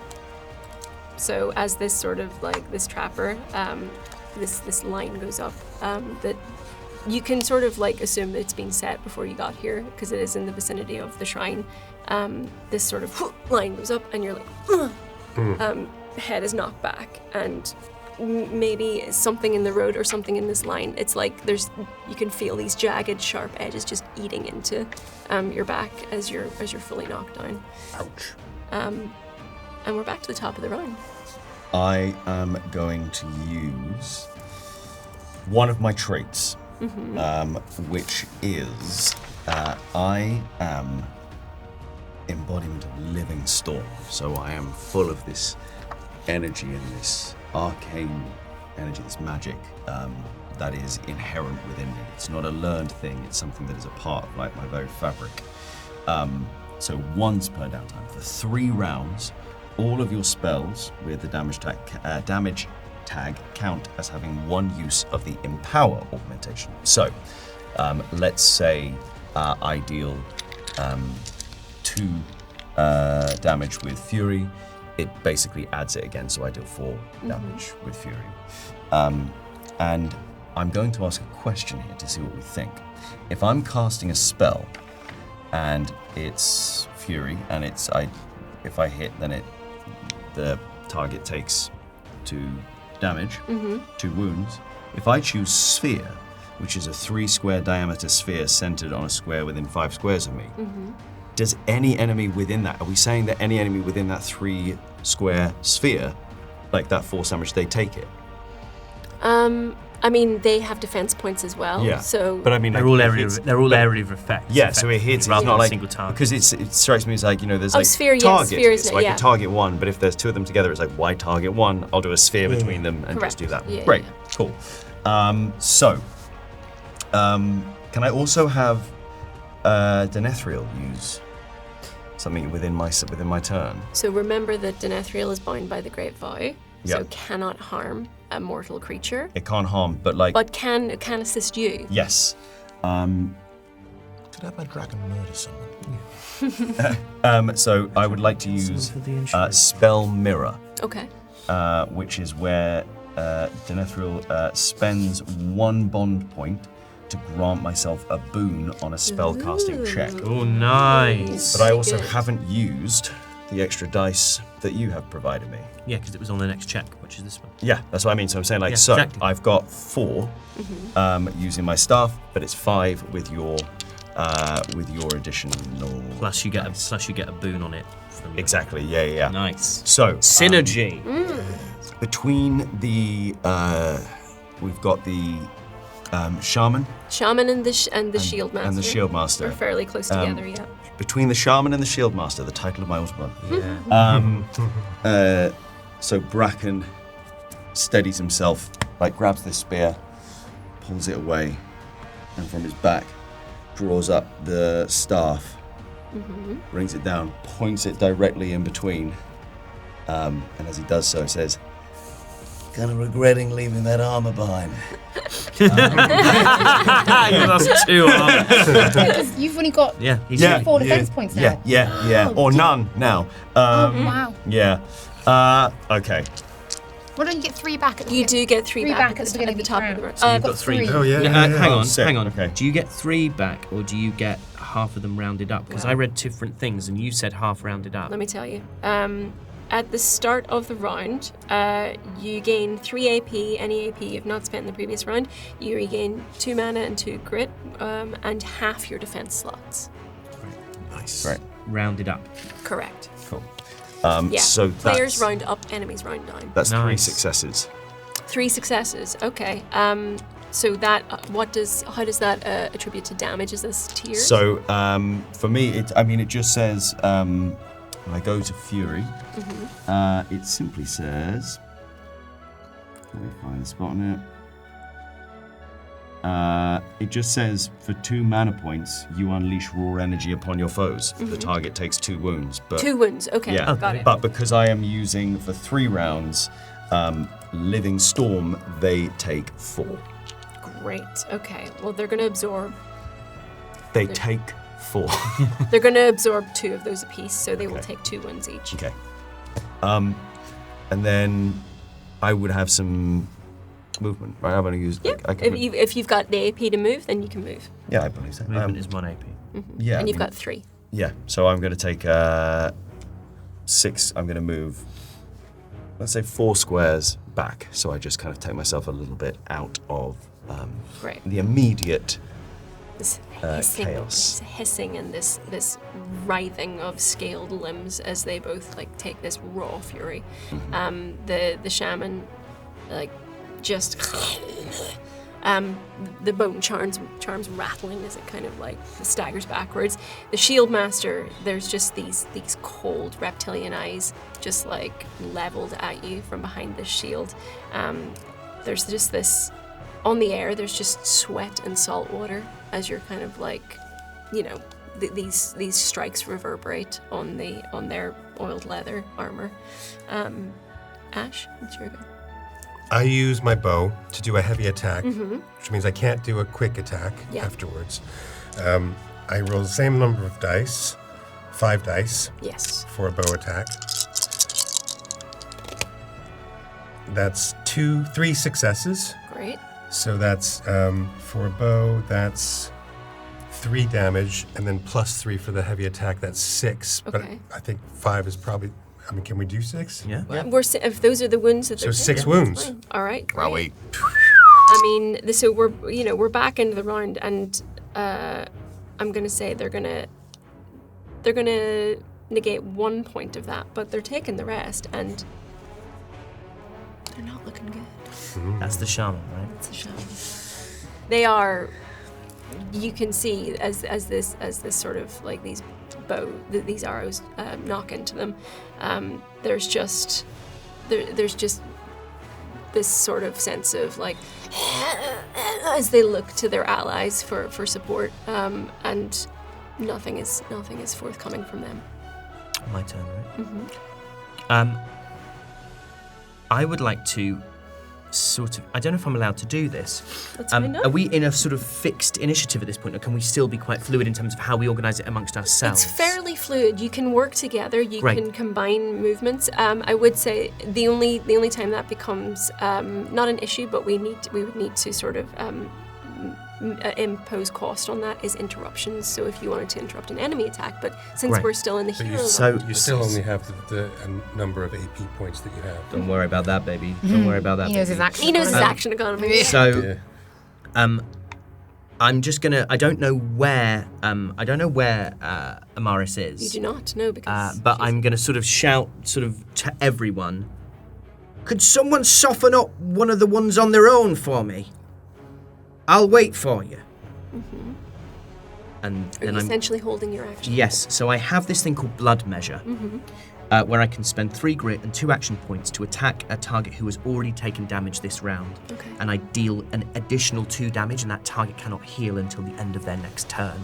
So, but I would also get my, if then adjacent, they can't use defense points to block it. What is where? So I'm on the ground. I'm pinned to the ground. Yeah. And what am I surrounded by? Which ones haven't been softened up yet? So no one is attacked, I don't think yet, the trapper or the archer. And they need to take damage, not. I don't believe the Spearmaster is. Or the Spearmaster, you're right. So the only ones that have taken damage are the Shaman and the Shieldmaster. But I can't really target them anyway because I don't get that cool thing where they can't. So which one would you like me to? I don't mind any of them. Can I get to all of them within my 5? 5 squares? Yeah, My 5 squares, absolutely right. you can. Yeah. Have I got any of them within? Actually, I have 6. Is it only the shaman that's close to me? The shaman is, we said within 2 squares of you, right? Yeah. The rest are, I would say, between 5 and 6. Okay. So I'm pinned to the ground, but I think I'm pretty close to. So what did we say? You were knocked down. Yeah. So you would need to spend an action point to get back up. Yeah, I'm going to spend an action point. I'm going to pull out. I'm going to get back up, but like almost. Which one hurt you? The one with the bow and arrow. Oh, that's what I'll be going for. That's who I'll be going for. Yeah, and that's then, pretty if I can fresh, get right? to That hasn't been softened up. Yeah. And so hearing your command and also knowing that's the same person, with this kind of like swift action, you see Vil pull a dagger out and then throw it directly at the archer. Great. So I'm going to roll for this. And I'm going to use my hero points that I have from being cool earlier to re-roll that again. Thank you. There we go. So it's 4 successes. Thank you. Thanks, you. Dice. So it's only 2. It's only 2. Only 2 damage? Yeah. 2 wounds. Okay. Fine. Seeing that that's happening, if you're happy for me to jump in. You can go. before you. Yeah. So I will target that same archer. And what I would like to do is, this is purely for flavour, it doesn't do anything, but I'd like to, I've seen them hurt my brother, and so it's less slick and it's more fueled by anger. And so what I do is I just go in and like hack at their knee, essentially. So again, I'll use this momentum kill. If I move 4+ squares before an attack, escalate the result by 1 tier. Because they are not flanked, they are alone with no adjacent allies, they can't use armor to prevent the damage, and I'm spending 3 grit, which leaves me with 5, and 2 action points of my 3. I'm going to, I also have this thing where I have something called Swift Little Feet. I can move as a quick action once per scene, so I'm going to take the opportunity to do that, so my movement will cost me nothing, so I'll still have an action point left. I don't really know why, I'm just doing that because it feels cool. And I will roll my 5, my 2 from my axe, and my 3 from shadow. That is 3 successes, which becomes 5 successes as a result of blood measure, which becomes 6 successes as a result of Knife in the Dark, which maxes out at... Oh, in fact, sorry. I'm really sorry about that. I got that wrong. That is 3, which is increased by a tier to 4. And 4 on an axe is 4. And I do an additional 2 because of the wounds from blood measure. So that's 6 wounds, and they can't use armor to prevent it. Yep, they take all that damage. And then what else can I do with 1 action point? Is there anything? These narrowed reptilian eyes are just like squinting down a bowstring at you as they are just like... I'm gonna hide, reposition and roll stealth and hide after that in the... Work! They work. Also, it's empty. Could you maybe... before you Hook hide. you up. No, before, he's already before you hide, in fact, what I'm going to do is what you saw in the training field, where my brother's all up in his grill, and I use shadow slip, where I slip to exactly where he was, and that talent attack that you see, I do again. So I'm going to roll that, and I get 2 successes on that. So he takes just 1 extra damage. But you just see me do this talon attack that kind of like rips at him, and I stand in front, and then you're I've disappeared, and then I'm going to hide immediately, and that is 2 successes to hide. Okay, I'd say... Totally fine if I can't. But I'm just wondering, because they are staring directly at you. But they were staring directly at me, and then I'm not there That's anymore true, because that's we've true. switched places. For flavour, I've got my wings right up there, so you can't see my brother. For flavour, I'm blocking him. Okay, fine. I'm running interference. Yeah. Are you happy? Yes, with me, of course. Yeah, Great. yeah. So that's Great. that's everything. I've used literally everything I can do. You do a lot of damage. You're damagey boys. I do. We're damagey boys. Damagey boys. We're the Hardy Boys. Yeah, we are. Which ones? Well, I was going to say they've got better names than us, but they don't. They're called Jeff and Matt. Yeah, that's true. I think I've just had a bit of a breakthrough Amaris. moment. It was going to go really well or really badly. It was either going to be breakthrough or breakdown, and think I I've really had a couldn't tell. Crashing out. breakthrough moment. Cool. So, seeing all this going on, the shaman is still kind of in front of me and it's still up. So I'm going to take a little step out of the shadows and I'm going to take a quick attack against this shaman. Shaman's not looking good. And that is 3 successes.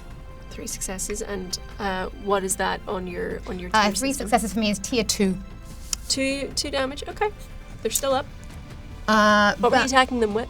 Spear. Spear. Okay, so they're just like. I'm still 2 squares away from them, essentially.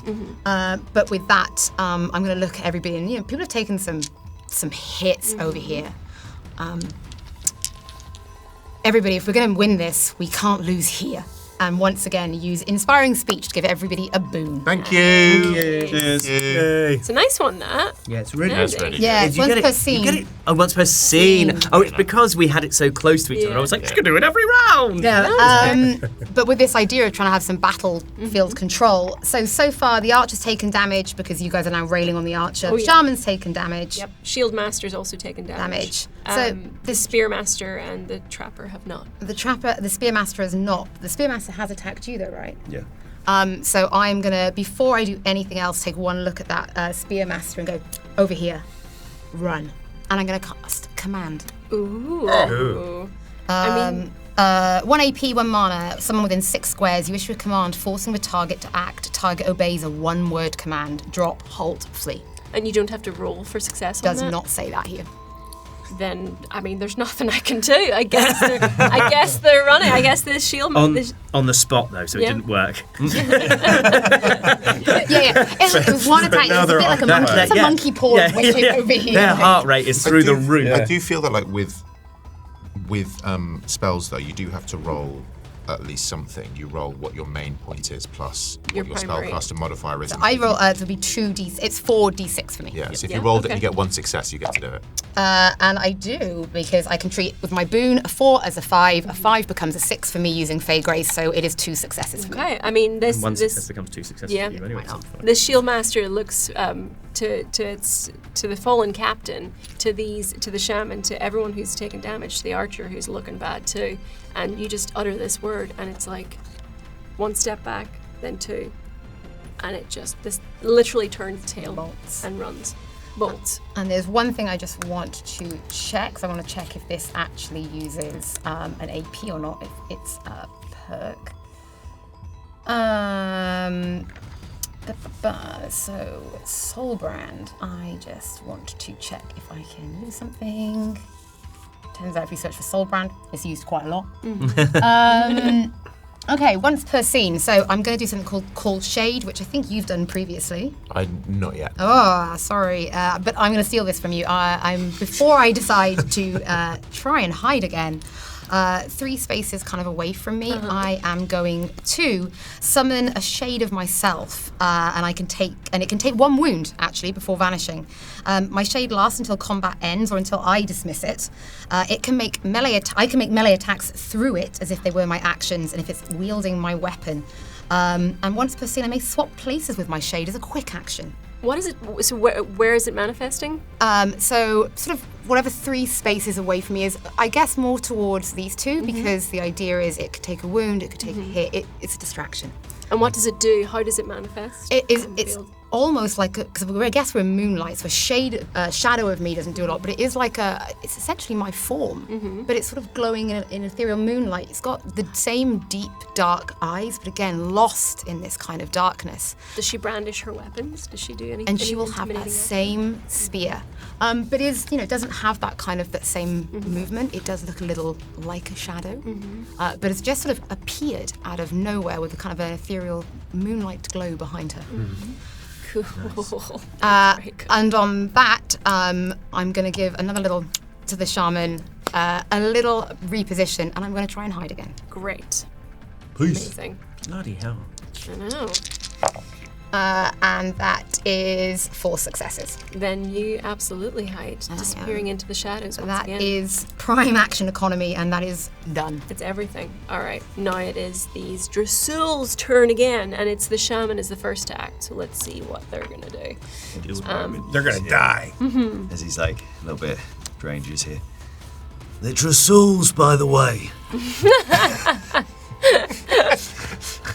Thanks. Noted. As you say that, this shaman's head whips around, and these I said they're Drasuls. and reaches out a scaled hand, and you see this green aura emanate and just reach out towards you, and they're casting Venom Curse. Target within suffers 1 light wound and is poisoned. Okay. Poisoned, just to let you know. At the end of each round, you'll take X amount of light wounds. This will double for each round it is untreated. You must spend 1 AP to treat it or use an antidote. Okay, so if I were to use a defense slot, I still take the poison? Yes, I don't believe a defense slot would do much against being poisoned. Okay, and as I've now taken all my light wounds, I'm onto heavy. You are? But you do also have one of the Bub's Brews, and I have Yeah. one of the Bub's Brews. Yeah. Which removes a heavy. Yeah, I'm going to take that heavy because I also, as my perk, anytime I take damage, also gain back a mana point. Ah, okay. So I would actually quite like the mana point. Okay. I want God, I need the mana. Do it again. I need the mana, baby. You know when As you're the mana's choking no on this good when poison. you're dead. God, you make me feel magic when you hurt me. My God. What this sort of poison bolt hits you, you can feel bile choking in your throat, and the shaman is just. You see Bracken obviously struggling with this, but he plays it really cool. No. Yeah. The badger is panicking. No this way. bile, and he's like, Yumiko just, and he just spits out some of the froth and bile that's starting to gather in his mouth. I am hidden, so you just hear a voice go, "Oh my!" Breaking cover, the mouse is there. Yeah, it's worth it. Totally worth it. He tries to hear where the voice was and does it up in that direction. The shield master has turned tail and fled, so it is the archer's turn next. That is, this is pretty good. They're seeing this poison move has worked quite well. Is now going to Me stood in front of him. turn, and you see them take an arrow out of a quiver by their side, and there's something green and viscous on the end of this arrow. They're going to raise it and point it towards Ash, and they're going to use a venom-tipped arrow, and they're also going to make a light wound and a poisoned attack against you. Oh, okay. May I, as an interruption? Mother may I? If you May I, can as an afford the AP interruption? cost, Yeah, then I yes, can. you Yeah, can I absolutely jump in front of it? You can, Because yeah. I'm right in front of it. And you're taking all that damage and poison? Yeah. All right. So that would be, you're taking a couple of light wounds for that, Right. and you're poisoned. I'm like Obi-Wan watching Qui-Gon Jinn fight Darth Maul behind it. Because I feel like I'm directly in front of him, and I've done that, and like seeing him point there, I think I would just like dive to try and take me out. Okay. So, Bracken goes. You take 1 light and you're poisoned. 2 light, and poison. I'm poisoned. Okay. And I'm going to take both of those because he's not in control. And it's the- Why do you take 2 light? It was 1 light. It was 1 light, but then 1 poison, which also inflicts Oh, right. wound as Yeah. well. So also just to check, so I took the poison so it was 2 for me at that time, so it was too heavy. Cool, great. If I interrupt, that takes 1 AP off my round, doesn't it? Yes, it does. Yeah. You need to have it left, right? You have to have it available. You have to have it available to you. So if you've already used them all up. So I couldn't interrupt now No, you couldn't. and take it off my upcoming No, you round. cannot. Right. No. Then I'm staying where I am. Because I want to jump in the way. It's It's like a load of synchronized swimmers. All I put my shadow next to you. I could nip into my shadow. I could then use Tideborn Gift on you and heal. Yeah. I could take the poison off you and 1 light wound. Well, if we're trying to do stuff like that, What are we doing? I have something called Twin Mirage. Spend 2 bond points, create an illusory copy of your dragon that acts as a decoy for 1 encounter. Enemies may waste actions attacking it. Oh no, that wouldn't work because they were specifically targeted. It's essentially like my shadow. It's a Additionally, decoy, right? would They you not might- need AP for that? There doesn't seem to. No. I don't see anything about using these bond because you only get 3 bond points over the course of an entire day. There doesn't. I don't see in the language anything about an associated AP cost to use your dragon. If it has it, it will be there. So one of my minor perks for my dragon is 1 AP, 1 BP, while the major perk, which I used, was only 2 BP. Got so it. there are sometimes yes. I have no action points in my. Then you're Yeah, fine. then you're yeah. fine. We all just want to jump in front of stuff for each other. But then in terms of kind glorious. of breaking it, that archer really would have to be actively targeting my dragon and wasting turns, or could I just stick it in there in front of my brother and this? I think if you were throwing it out there, I mean, this archer's already taken that shot, so. Yeah. But if you wanted to send your dragon out at any other point to act a distraction, yeah. Right, so I have not done that. I've No. investigated the possibility. Cool. Spearmaster next. That is Isn't the Spearmaster? Is it Spearmaster? Who did I make go where it's the trap? Shieldmaster, Oh, Shield. which is confusing. Oh yes, sorry. The Spearmaster is going to do something called a Spear Wall. Until the start of next turn, any enemy that moves within 2 square feet of the Spearmaster is going to suffer a light wound. So Cool. they've kind of like Within how many? Within 2 squares. 2. So that would be 10 feet. That is cool, but I do love the visual image I have because obviously a spear wall like a phalanx. Yeah. I love the idea of one guy going. Yeah. We're running blindly into the spear at a distance of 10 feet. There's nothing I can do. And finally, it's the Trapper's turn. Okay, it's going to. Who's the Trapper closest to? I'm gonna say the Trapper is going to throw a barbed net at you. And target within suffers 1 light wound and is rooted. So it sees that you have better command, and obviously we're flying as well earlier, so it wants to shut that down. Rooted is you cannot move, you cannot use defense slots to block incoming damage, so you are. Whoa, so You are- I'm fully, so like that's, I take all of it, I can't use a defense slot. Yep, and I mean you will if you are targeted within, I would say, I mean it's the end of this turn, I think yeah, you just take the damage now. So, because I've taken 3 light wounds already, that would be my first heavy wound. Correct. And I would be trapped underneath this. Great, thank you. It's so interesting that the critters don't have to roll for successes. It's fascinating. But they don't get control of what they're doing. That's true. So, Yeah. so I'm sometimes they'll do literally something rolling, suboptimal. Yeah. Like when the shaman tried to use magic, knowing it was silenced. It's like what a waste of a turn. Additionally, they fail a lot of stuff as well because they just don't have stats to defend against stuff either. So they're all glass cannons. And Kind of, by yeah. pinned, sorry, does that mean I'd have to use an action point to get up, similar to kind of being knocked down? It is similar. It doesn't actually say that you need to use an action point, and it doesn't say how long it lasts. But I'm gonna say like most of these status effects last 1 round, so I'll say that. And I I'll bring mean, pinned up. yeah, it would make sense that it would cost an AP. Yeah, I mean, also for flavour, why the hell not? Do you know what I mean? We're telling a story here. Yeah. Come on, guys. Just accept Come the on, visual. guys. He's down, he's a bird, he's trapped, feel sad for him. His mouse brother is on the other side of the battlefield. You ever seen the rest of Hiding. Down Under? It's that big. It's In that my sad head, bit. I am Fievel from Fievel Goes West, sort of. Well, from an American Tale, rather than just the sequel. Yeah. Back to the top of the round, Bracken. So you said 1 AP to treat it, the poison. Yes. But that doesn't mean I can get rid of it? Like, Oh no, treating means Treating, you get would rid be of it? you would be getting rid of it. Yeah. okay, so You have an considering... antidote. Sorry? You have an antidote. I have an antidote. Okay, so here's the crazy thing, right? Because it was a spell that poisoned him, there's no, like, point of, like, entry of that. So what you see is essentially, you see Bracken pop this antidote and use 1 AP mechanically.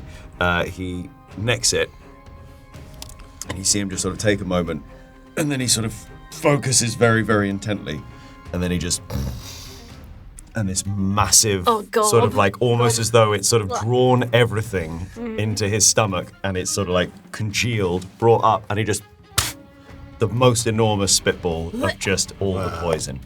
Now, Use item actually is a quick action, Will. Yeah. So you don't need to use an AP point. No. Yeah, so using an antidote is separate to treating it. oh great! Yeah. So I just, oh great, of Yeah, course, so- I still have all my so AP. your first quick action per round is free, Amazing. and afterwards it costs. So here's what I think I had my breakthrough moment. I figured out, okay, all I need is rules. 1 success to use my fury, and I get for this round again. I get the empower as a free thing thanks to my perk. So I am going to spit out this massive glob, and he swings around his staff, and I'm gonna look at the.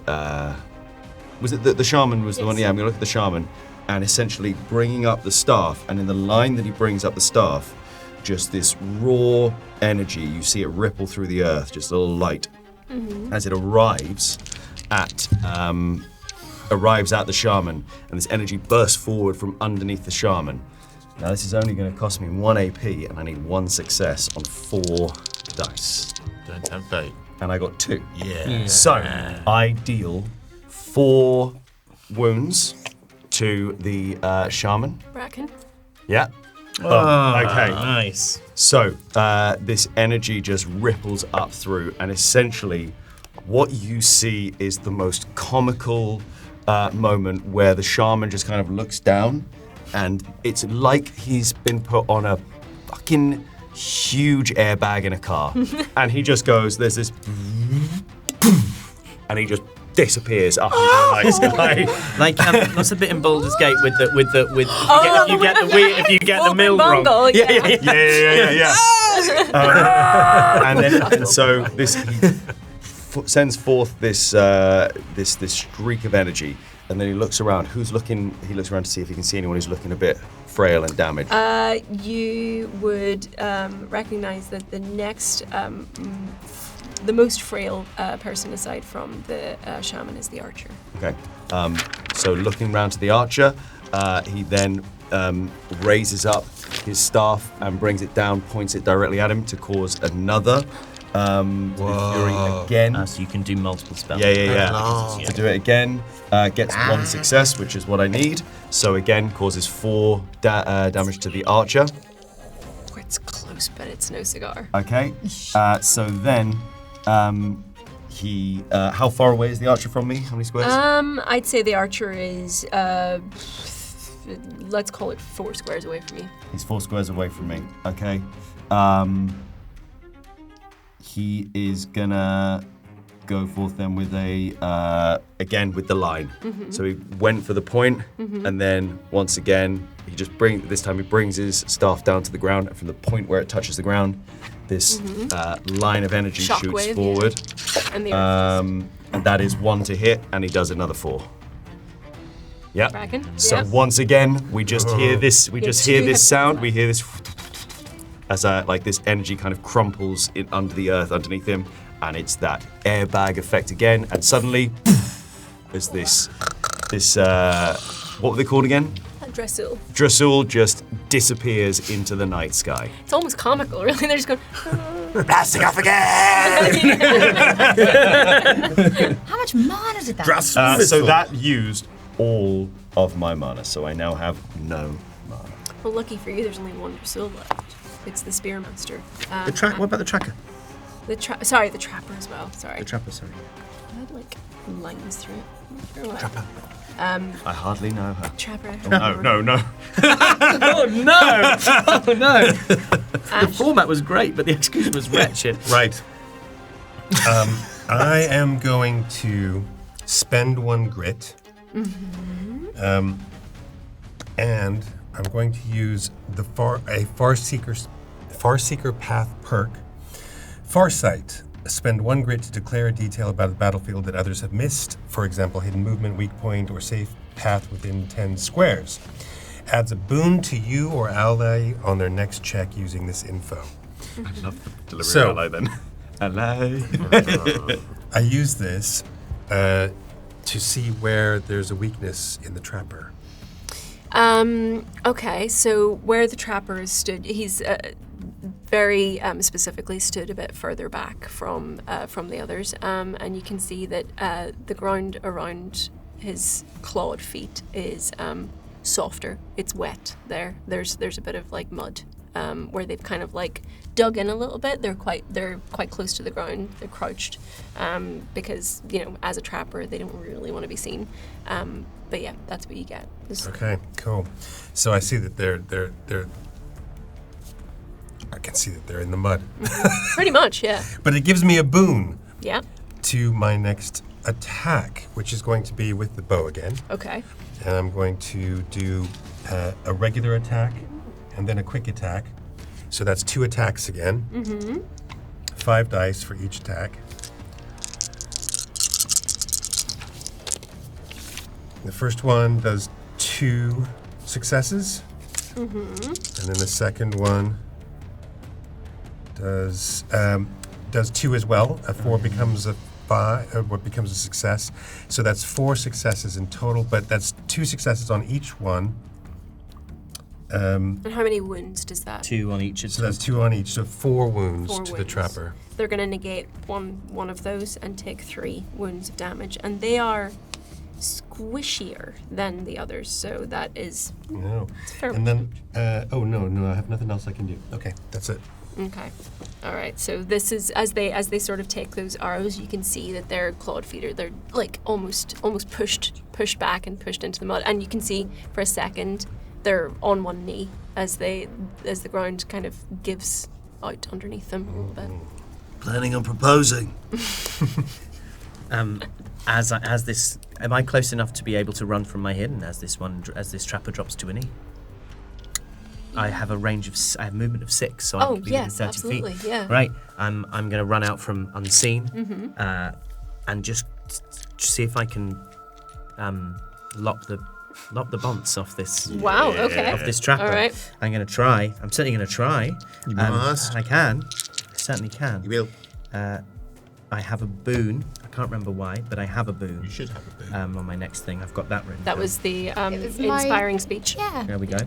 Is it, out of curiosity, those boons, is it on your next one or can you hold it for one of your choice? I think you said on your next one. I think given that it's Yeah, mine said on the next one. given that it's used quite often. Anyway, shall I roll while we're figuring this out? Yeah, be the next That one. is Okay. 3 successes. And because they are by themselves, they can't use armor to prevent that damage.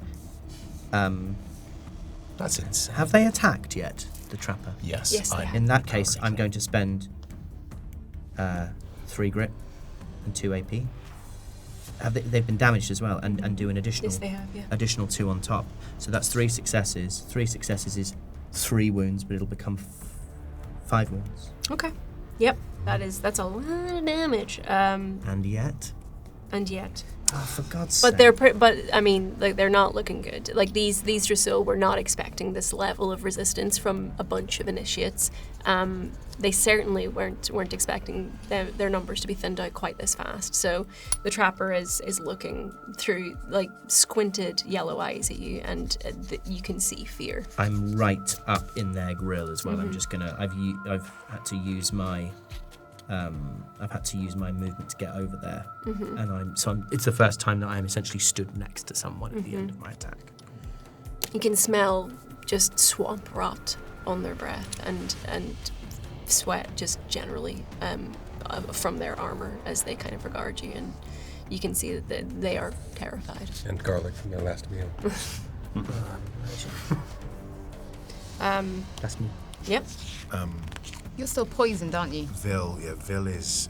Oh shit! I could have given you. Well, he's not doing great, and the poison's kind of hit him, and he's trapped underneath this thing, and it's almost like this lack of control that he has. And in a moment, you see something that was very similar to what you did, but it manifests ever so slightly differently. He doesn't know how to control it, and with almost like this explosion of energy, he's like, no, and this spectral figure appears, except outside of the trap. But this spectral figure doesn't look like a featherborn falconkin. It looks like a Norborn, a very large and quite imposing Norborn, kind of almost like a mythical version of a Norborn, and as if it's an imagined version that doesn't quite exist, only in the mind, an almost eulogized version of a Norborn, a hero, and he wields the quite heroically that void blade which you saw. Why doesn't everyone else roll soul checks to see if you notice this? Do I need to? You don't need to. While this is happening, I think I also realised I should have got an extra wound on that, but don't worry about it. I messed up. But Still wouldn't be fine. if that helps. Just want to kill. But I think as this is happening, were you looking at Umbra, you see in this kind of like moment of triumph, he hasn't been hit. Like he's just been disappearing in and out of the shadows and attacking, and it's been everything he's hoped a battle will be. And then he looks over and realizes that his brother is hurt, and hurt badly. And then there is this other Norborn there. And I think he completely freezes and is going, no, not here, no. Make him go away. And you're going to see this Norborn run towards the trapper with the void blade, and it's going to make an attack. Okay. And I'd like to sort of cower away from him and cover my eyes as he runs. Have you noticed? 2 successes. None. 1. You know. You've seen. It's essentially the same move as me, right? So I guess I'd notice that thing and be like, that doesn't look like the shadow. Yeah. And because I have the boon, it's 1 success, but this void blade, it's a powerful boy. Some would say it's a unique weapon. Some say it's a very unique weapon. It does 2 damage to this trapper. 2 wounds. 2 wounds to this trapper. Bill. So what you see is this. The description. It's exactly what you It's need. a blade that consumes all light that it touches. If I had 2 successes, the attack would heal 1 light on the victim and basically taking that essence out of it, but it doesn't.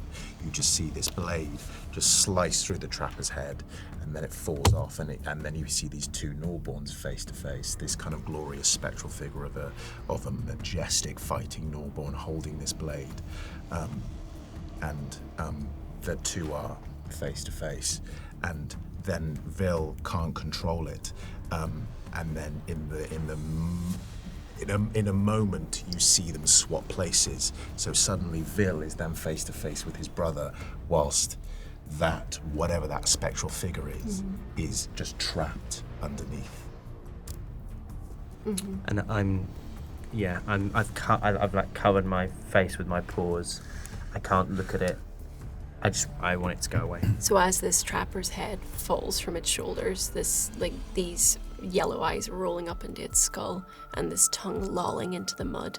Amaris, what do? You just hear it. Amaris literally swaps place with her shadow.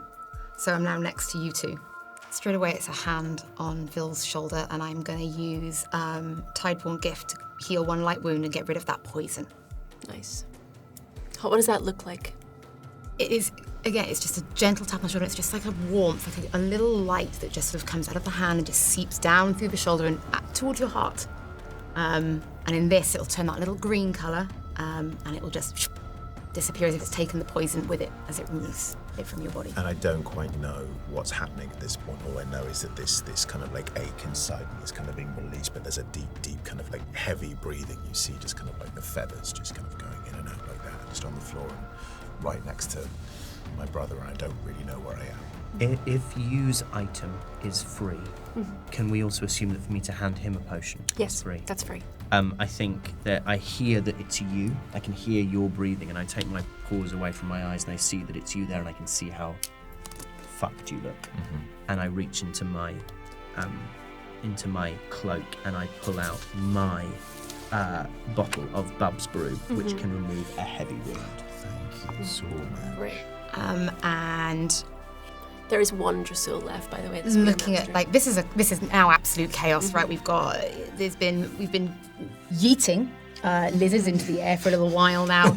The brothers are having a little meltdown. There's a shadow now pinned to the floor, and I just go, I'm bored of this. Go. And I once again cast command on the one remaining Dasul. The Spearmaster. Yeah. Okay, let's roll.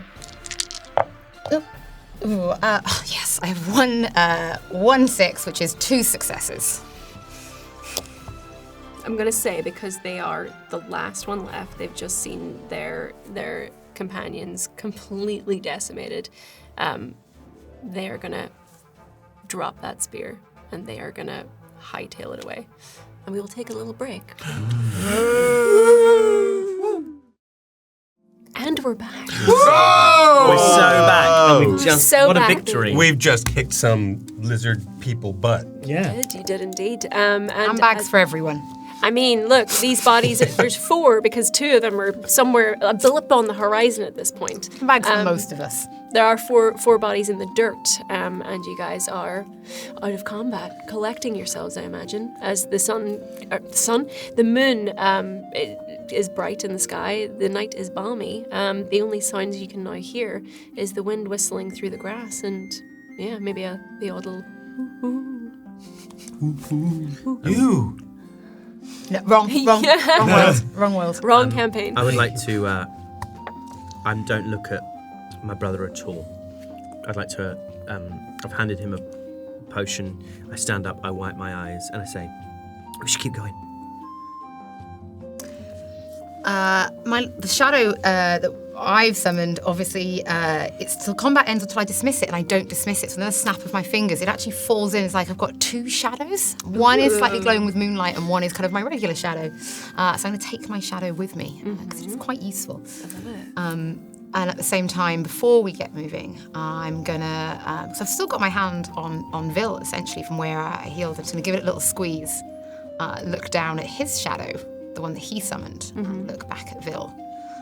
Because you, of course, were the only person that noticed that this shadow is carrying the same sword that you saw earlier. Yeah, and in an instant, you then just see the shadow that was under the netting just disappear. Yeah, my brother's right. We should get going. Yeah. So I gotta go pick up the sword and very gently hand it back to you. Thank you. What are your dragons doing at this point? Mine has sort of, now that battle's over, and obviously Valus actually was very useful in that one. But we're still in the moonlight, and it's actually just sort of floating around me now because it's loving life. It's in the moonlight. I think for all the fact that Camber is a bit of a dick, I think he recognises when I actually need him, and he runs up and sort of puts himself behind me, and only he would hear it say, "I don't want to be seen," and he sort of goes up on my shoulders and goes around my shoulders, and the mirror of him sort of reflects the light back, so that if you're looking at me and trying to see the back of my head, you're just sort of looking at a reflection of yourself. Yeah, Denethriel is kind of slightly headbutting into the right side of Bracken's skull and sort of like licking, as if to kind of like, licking wounds, treating wounds, sort of very aware that I've taken a good amount of damage. And there's just that feeling of this small creature attempting to look after me. What's Ferris doing? Ferris has been in his little sling, and he's always been very protective of me, but he also knows that he can't break the vow. So he's just been growling. He's been just going, I want to do something. But he hasn't. Okay. So, and now he's just kind of humming in a kind of an anxious way. She. Why don't you roll mind and world check, and Ferris can help you with that if you like. If you want to add their mind statistic to this roll. That's 3 successes. As Ferris is humming and trying to sort of placate you from this little papoose, and kind of like looking all around, trying to sort of just do anything they can to help you, their eyes catch a couple of little lights in the distance, not too far away, but they can see that there is something in the direction that you were originally headed. No. And she communicates that to me. That was tough, but we still have a sword to gather. I think I see something up the road. I think we're close. We'll lead the way then. We all okay? Do we need a rest? No. I'm fine. As you continue on down the road and you move towards these lights, go on. Can I just say, as we set off, just as we get a few steps ahead, you just hear the sound of as 2 lizard bodies descend from the air and just hit the deck. Oh, of course! Yeah. Do you want to do anything with these bodies? No, Bracken just looks over his shoulder and goes, I was wondering where they got to. I'm going to do something and just try and inspect one of the bodies to see if there's any sort of evidence, particularly the main person. Captain. Okay. Yep. Make me I would say a mind and a mind check. 2 successes.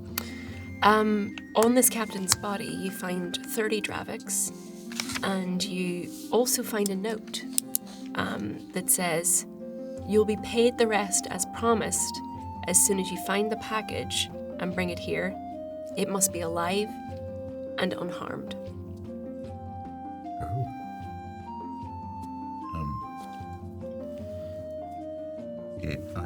I'm going to read this. Does anyone see me do this? I've started. I mean, I look I'm back at trying the to be bodies, so I stealthy. guess if you I'm went... still stood with you. Yeah. You can roll a shadow check if you want to be. No. I just wondered if anyone was with me. I wasn't trying to be sneaky. I just wondered if anyone Yeah, I saw could have it. passed you the sword back, so I Yeah. haven't left you yet. I was looking back at the bodies, so I think I'd be... I think I've been focusing on the lights I can see in the distance and trying to ascertain how far and what they might be. Okay. Don't understand what this means. No, I actually don't understand what it means. Couldn't be us. Package. Yeah. Well, it's not an inanimate object if they want it alive, is it? So. Well, it doesn't seem to me as they would be my dragons, but what about yours? Couldn't be mine. We simply got in the way. We have something to do right now. This was a misunderstanding completely. We're initiates. We're nothing. A package. The egg could be a package. My egg is my egg. You said it wasn't. It is under my care, therefore it is mine. Come on, we are wasting time. And as we move on, I whisper, Carrying something that's not yours. Sounds a bit like a package. I agree. As you move on, the lights in the distance, they're bigger than the shrine. You can see that as you crest over this sort of very gentle hill. It's it's a homestead. It's smaller than you would expect, but it is, for this time of night, strangely lit up.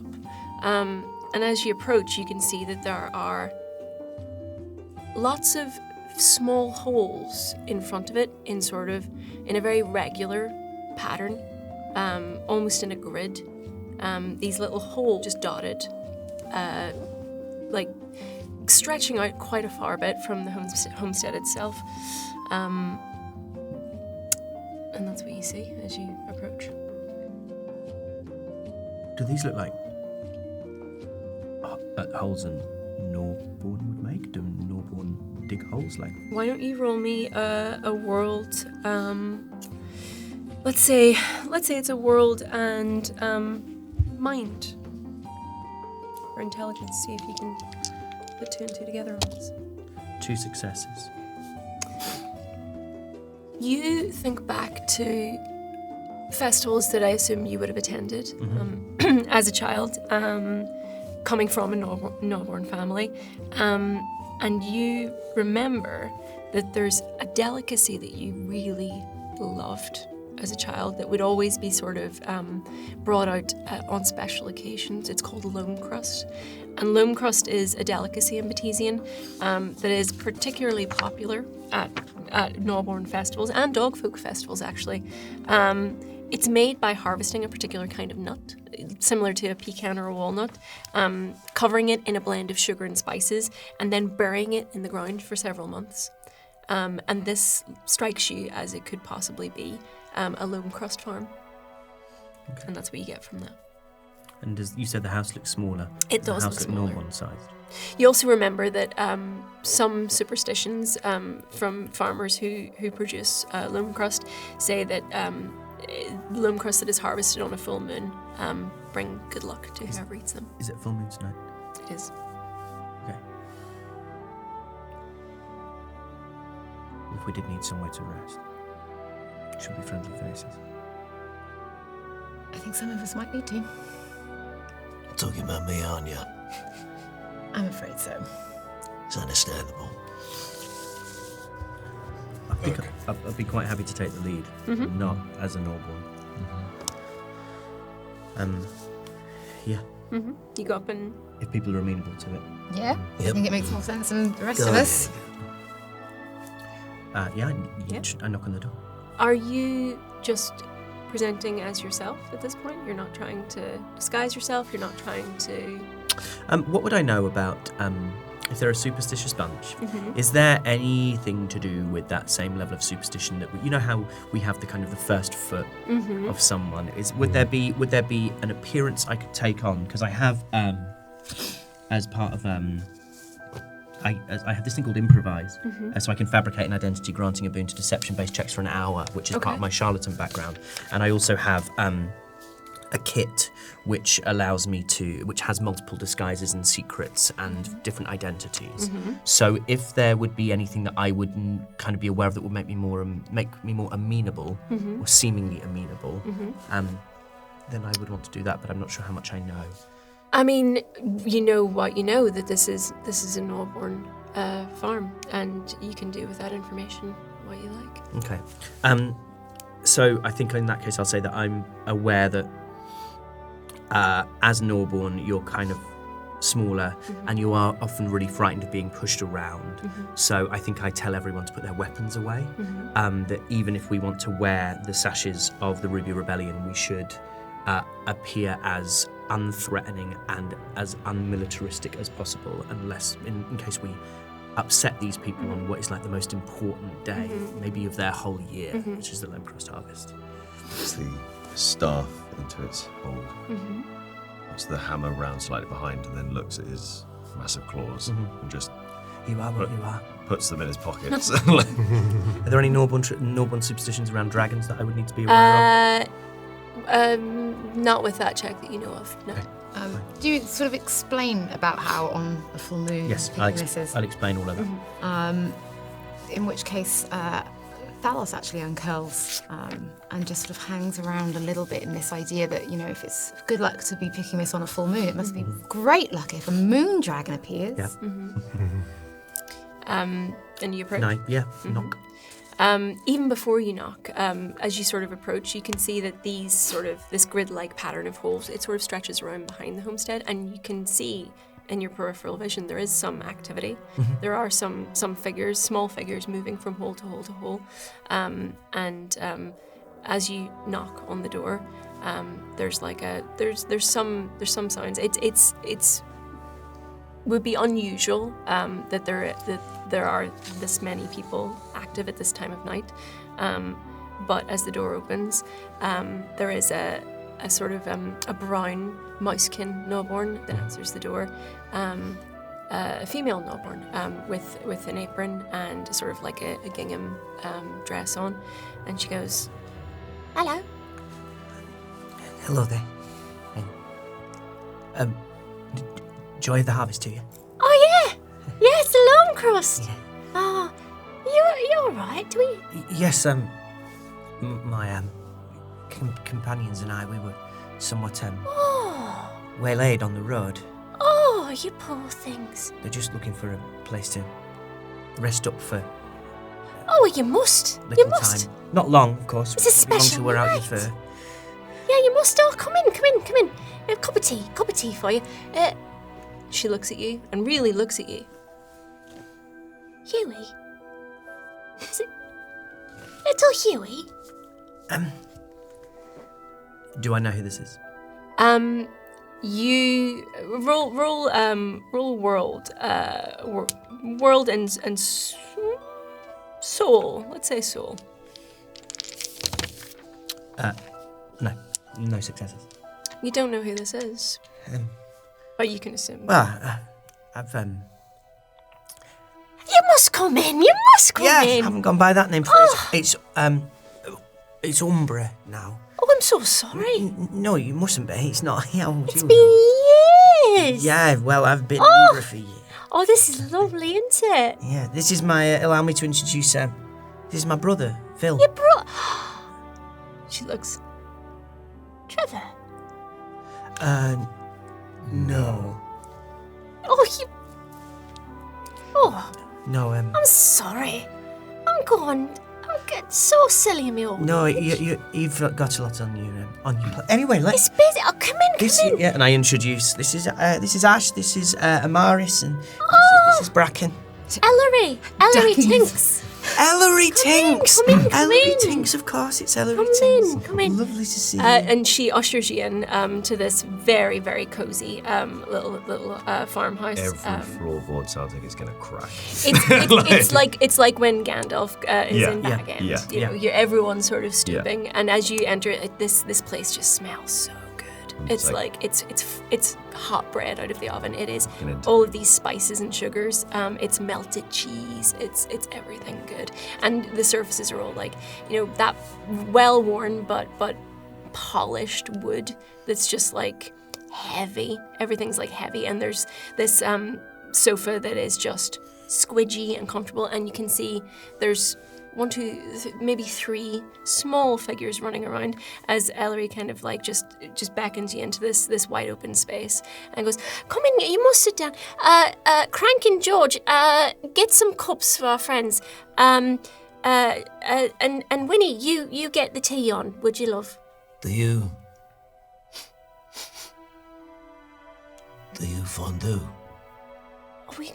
I mean, it's Lone Crust harvest. You have to have some good cheese on. Are you hungry? Again, hands still in pockets, just a.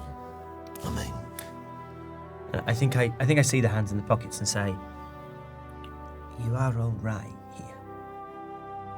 Artie's just outside, finishing off the getting all the last little bits in. But you do what you want. Our home is your home. Could we? Whatever you like, love. Those pockets. Borrower. Of course. I do love a fondue. Well, you came to the right place.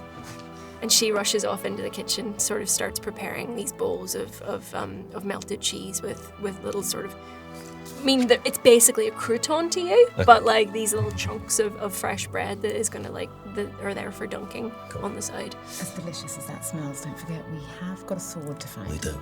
I'm sorry, yes. We do. Stay for a cup of tea and then you can head off, do whatever it is. It's late. What are you doing out this time of night? So now I know that she is Ellery. Does the name chime off with me for any reason? Like, is it that thing where I can't remember the face because it was so long ago and I was very little, but that would be a family I know we knew? I think, yes, you would. Ellery and Artie Tinks were friends of your mother's family. Okay. So I say... And they are known from being from a long line of loam crust farmers. Right. So in that case, I think there's nothing forbidden about being members of the Ruby Rebellion, and they would know. No, they would not know at all. They would know our family history. Within They've lived in Batesian for generations, and anyone from Batesian, there's generally nothing but respect and admiration for the Ruby Rebellion. So what I do is I say, Ellery, we've actually, and I pull my hood back to reveal the red bandana across You the forehead. haven't. Yes, yeah. Chip off the old blocks. Chips off my brother and I. Your dad would be so proud. Yeah. Yeah. I was so sorry to... Yeah, thanks. I know it's hard, isn't it? Yeah. Cup of tea. Cup of tea would be lovely. Yeah, Thank you. yeah. And these little no-born children are just rushing around getting hot tea, handing out cups. Teeny tiny little cups. Teeny tiny little cups. Normal size cups. And yeah, they're just like sort of flitting around, handing out everything. You get the sense this is special. It's almost like Christmas, basically, you know? Yeah. There's a lot of little candles lit and it's just cozy vibes. She back. Thank you very much. She is. She's just sort of coming in and out of the room. You've lived here for long, have you? Oh yeah, family's been here for generations. You didn't happen to see a rabble, a gaggle, a gang of people pass by the farm, perhaps within the last hour or two? There was a bit of a ruckus a little while ago. Well, you don't get many people out here this time of night. No. It would have been a Jakari, a Ferrovox, a Featherborn, human, and a sort of purpley skinned elf. Well, I don't know about the last one, but there was a group. Right. A group. Yeah. We're on a race, you see. Yeah. Like What a are you fun. doing sitting around here then? Well, we need a bit of a rest. We got ourselves into a bit of a scrape, but we're on a fun race. Well, I wasn't going to say, but you look a bit beat up. I'm fine. Oh, I know you are, love, but you don't want to push yourself too hard. No. Drink your tea. And literally just like, he's really, really trying to politely say, not just chuck it all back, and it's like...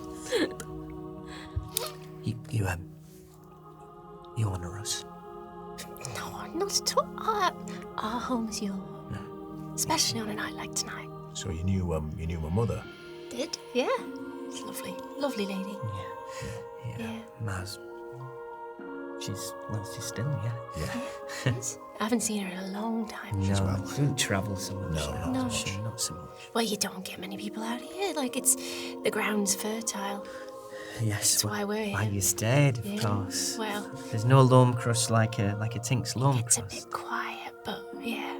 I should think you'd hear all the racket and ruckus from the outpost if the wind blows in the right direction. Well, sometimes, but you learn to tune it out, don't you? Of course you do, you have to. As you're kind of like all just relaxing and chatting, we'll say that this will count as a short rest. It'll bring all of your wounds, apart from deadly, down 1 tier. You'll regain 2 mana and 2 grit and 1 bond point. Hell yes. 2 mana. So with my 2 heavy, I keep my light. So you're like... No, sorry. so your lights go to 0? It heals all your wounds apart from deadly. Sorry. So it what- heals all your lights, drops all your heavies to lights, drops all and doesn't do anything to your Yes, heavies. pardon me. So yes. I- It brings so all my- your wounds apart from deadly down a tier, so all your lights will I be get rid of all my negated. lights, but I keep the two heavy, so those then They will move to become two light lights. ones. Yes. Yes, they will become Sexy. light ones. Yeah. Great. Is there anything you honour us and you've been so kind to us, anything you would need us to help with before we make our way? Of course, we're in a bit of a race. Couldn't help you with the whole harvest, but I'm sure. No, well, the harvest it sits for a while. Like they've been in the ground months anyway, so just stays there. But you honour us with your visit, and No. you. No. You honour us. I assure you, I don't. It's fine. It's fine. Any children of your mother. What's your mum's name? She's called Magda. Any of Magda's kids are always welcome here. Thank you. I suppose as a little thank you, is there a window nearby that I can just open and like let Talos out to kind of go and sort of quite glowy in the moonlight, really make a bit of a show of it and kind of just swoop above and around the people who are out harvesting? I think the kids who have been in the kitchen have been eyeing up your dragons. They're fascinated by them. So as Talos sort of drifts out, they're gonna like run to the front door and just watch. Like it's almost like a little fireworks display for them. They're like, And he's loving it. Karma will help and sort of make the light sort of go off in different places. He's sort of running around underneath Talos, like making it shoot off. Yes, like a little essentially. light Yeah, show. like working like a mirror, sort of shine it in their eyes. Dinethriel is with the kids looking out.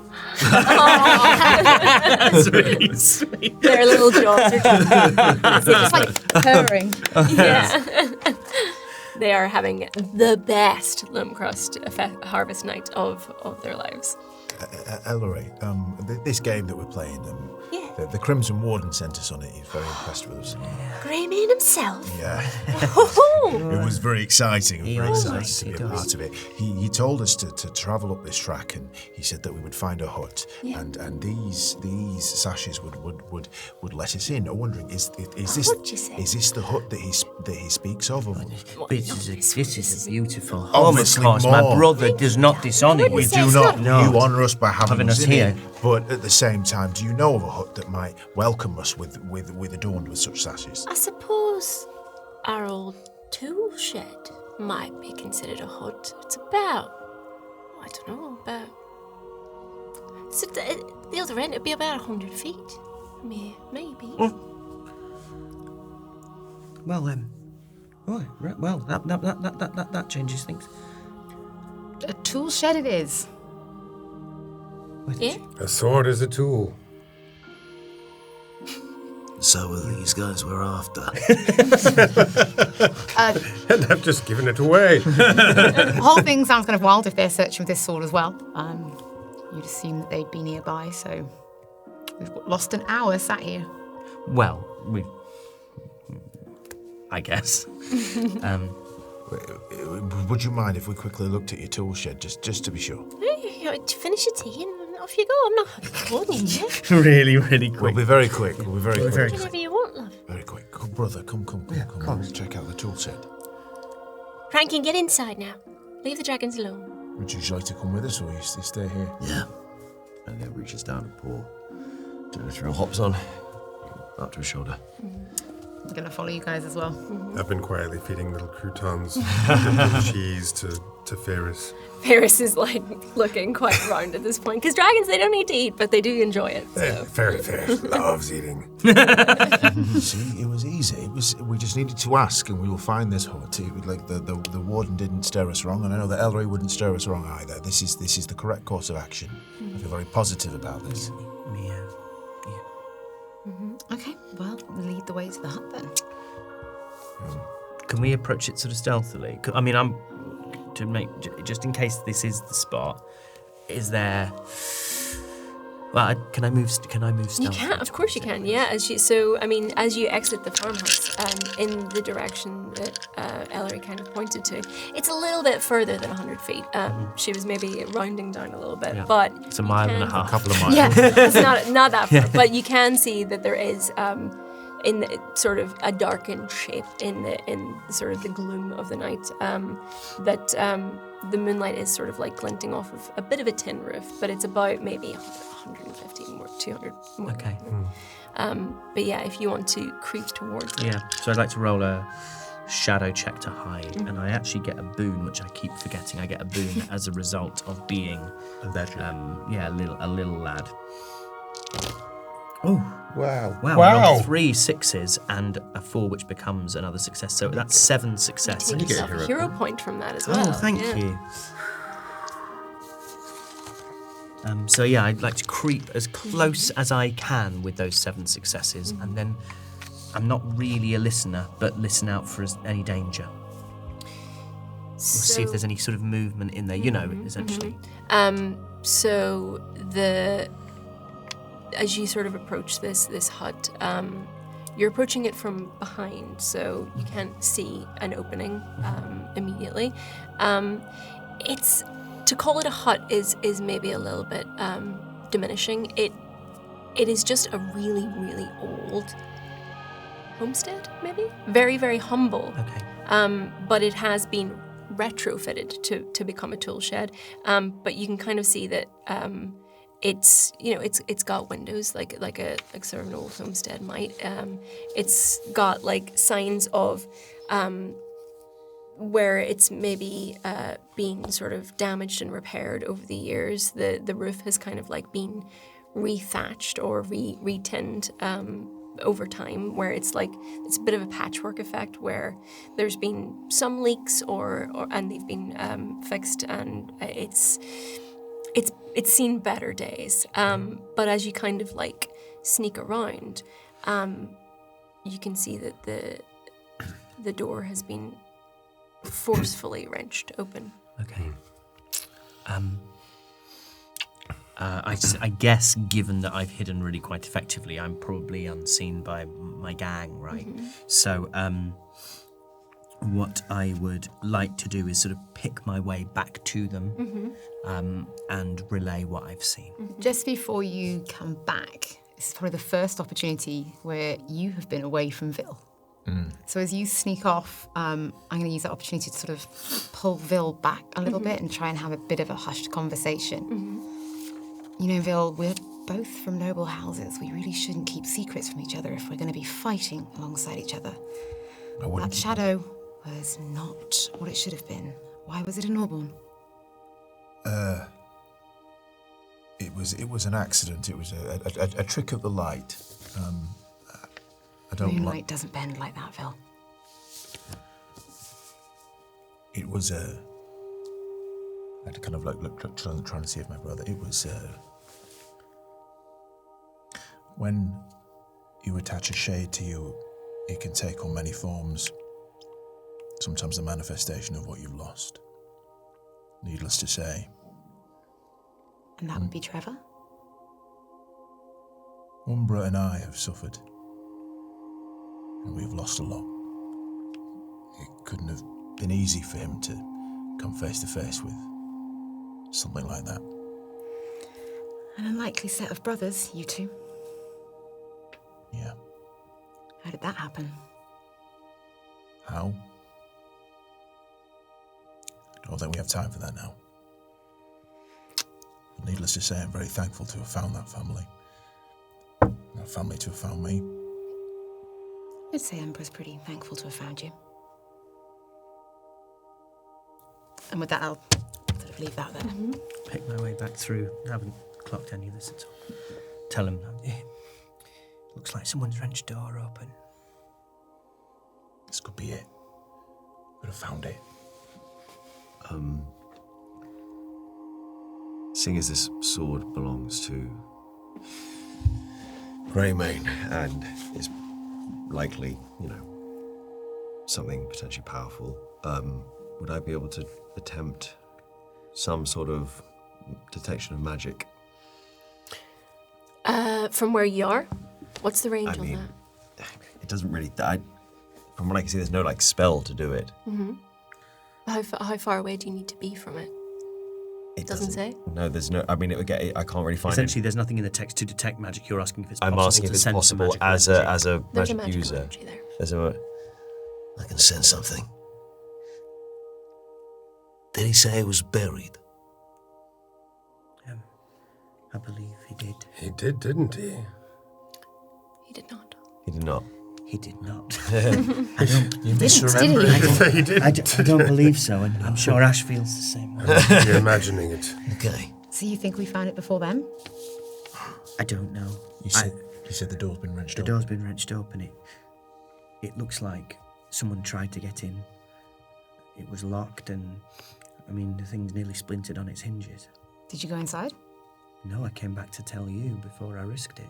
No point getting stuck there by myself. Should we go have a look? Of course. And then I would also like to essentially go hidden and hide so that I can move as well. Okay. Do I need to re-roll my shadow? No, I'd say with that amount of successes, you can go back under the same check. I'd like to go with them, actually. I would like to use...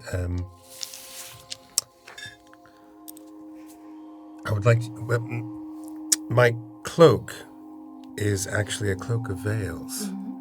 And what it does is it gives me a boon on Where are you guys stealth. getting all these magical items? I know. love that you're just like, and I got a magic item, and I got a magic I've item. got a we sword gotta run sword this plus sort of 20. thing. We heard when past your Ben got girl. one, we wanted one. So Go I on, get I get a boon on stealth with my cloak of veils, but also I want to use my keen senses to keep my eyes and ears and nose available to sense any danger. Okay. And that gives me a +6 on any. I don't know exactly what it is. Is it an investigation or is it a? I mean, it would be, I suppose, it would Detect be enemy? perception, which would fall Perception, under. yeah. It would fall under. Mind. Yeah.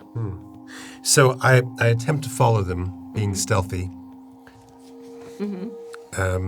While I'm also listening and smelling for danger. Okay. I had 4 successes, by the way. Great. So you are soundlessly approaching the shack. Bracken, what are you doing? I'm gonna kind of keep a little bit back. I'm ready, if needed, to use a perk called Burrowing Instinct. You may burrow at half speed through loose grounds. You gain 1d6 on world checks to navigate or excavate terrain. So I'm basically preparing myself if I think like, okay, is it worth me, like while the others do something, is it worth me digging to see if I can find anything? As we get closer to the house, I guess, I'm going to hold back, but when we get near, I want to see if I can try and detect. Got it. Get a better sense of the magic detection. Got it. The magic that you sense does emanate from this shack. We're going the right way. I'm also being silent, but this time I use my little ability called Silent Wings, where basically I get an extra d6 in order to avoid detection when I'm flying. So you see me kind of almost like spread my wings, and instead of flying high, you just kind of almost see him like glide like that. Great. And so, Yeah, some nice things. yeah, It's 3. successes. Yep. You're moving silently. As your feathers kind of just low to the ground as you approach the shack, and as you turn the corner around, you see the door has indeed been wrenched open. So I'll now that that they're all with me, I'll pick my way in. Okay. As you approach, you can see that there are other signs that something is not right here. There's sort of claw marks on the ground, scraps of cloth or something like that. Can I check if any of that cloth is red and looks like essentially whether those claw marks in that cloth look like bits that have been scratched off the other team who are looking, or if the cloth looks like it could be a Ruby Rebellion sash, or if it could just be, do you know what I mean? Well, I mean, I don't think you need to roll because you can get up and look at it. They are the same sashes that you guys have. Looks like looks like our rivals run into a little bit of trouble. Well, that's why you can get an hour ahead and still not be ahead. Sensing this magic in this space, Bracken raises paw. Oh. And you see suddenly Denethriel kind of sensing and detecting and just kind of looks into the space, closes his eyes and focus, and I spend 2 bond points. This may do nothing, but it's a thought.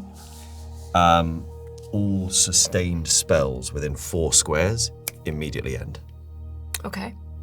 You sense that has worked. The only sort of, you get residual sense, and from this sort of like it's almost like a heat, and it sort of directs you towards the fact that there are scorch marks that look like what could have been done by lightning damage, and also in this doorway.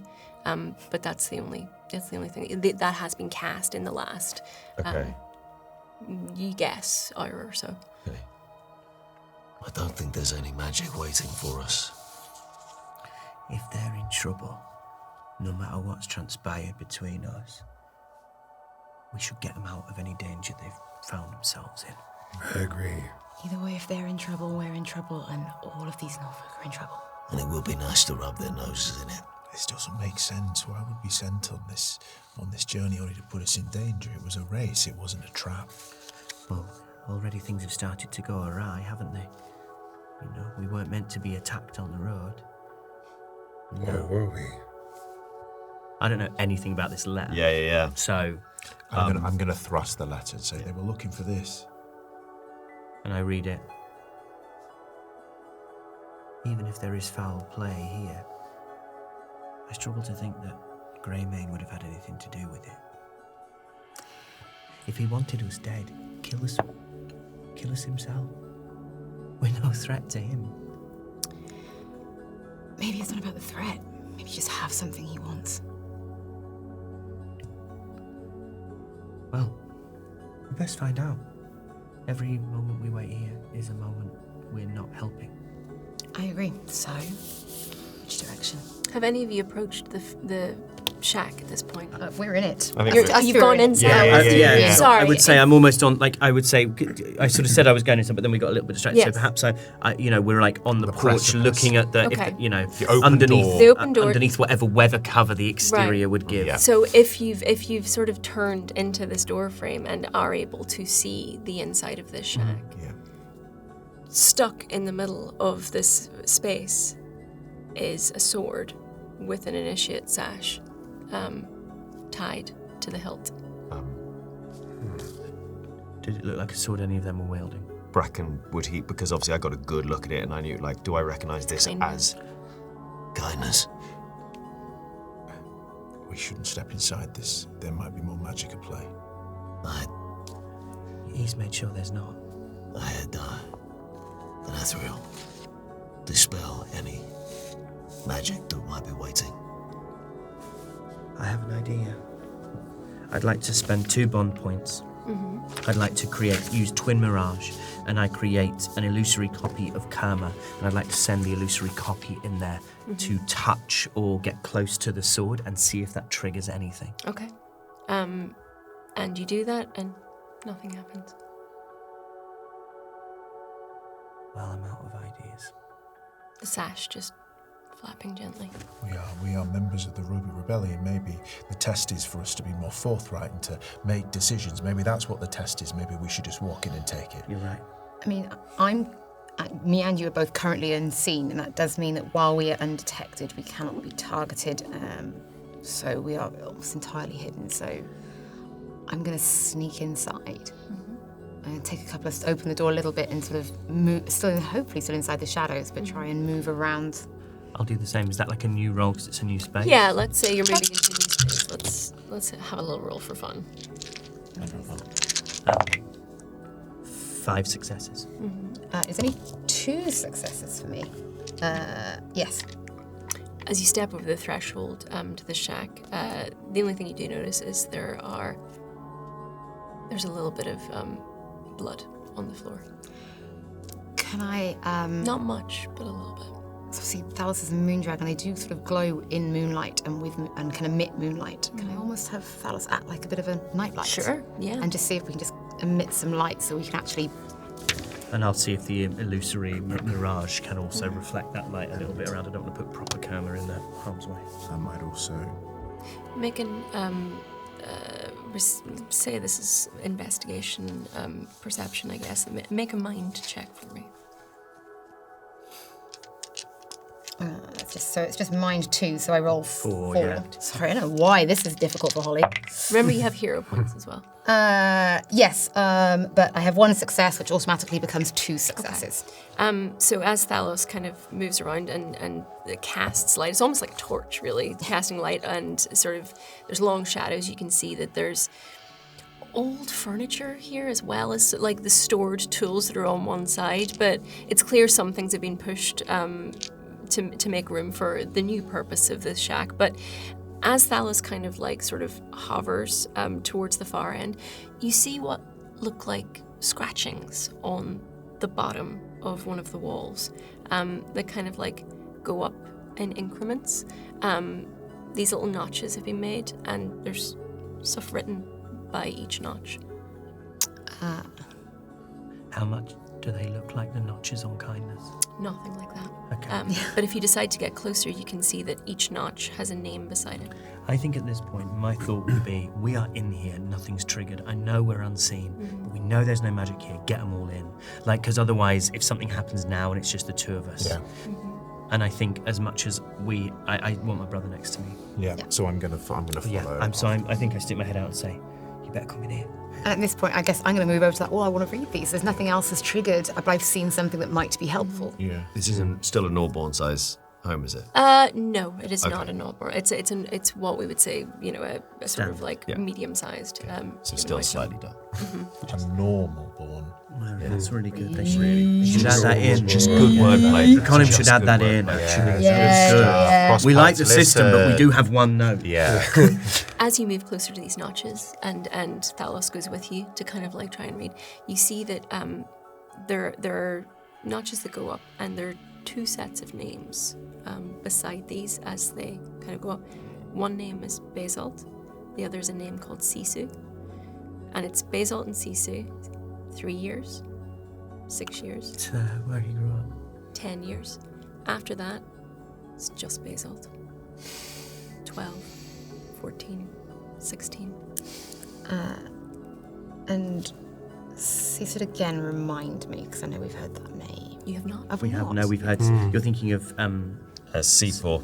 and Senria, So this which was was his his- dragon. That's Aoife's naming convention. No. A lot of names. It's not your Okay, so name. there was a. Do we recognise that as a male or female name? I don't know that there's any reason that you would. Right. Since I'm the only one at this wall, I will relay that to the rest of the group and to see if anyone recognises that name at all. I mean, you can roll. What would we say this is? Let's say it's world and mind check For anyone who wants it. for anyone who wants it.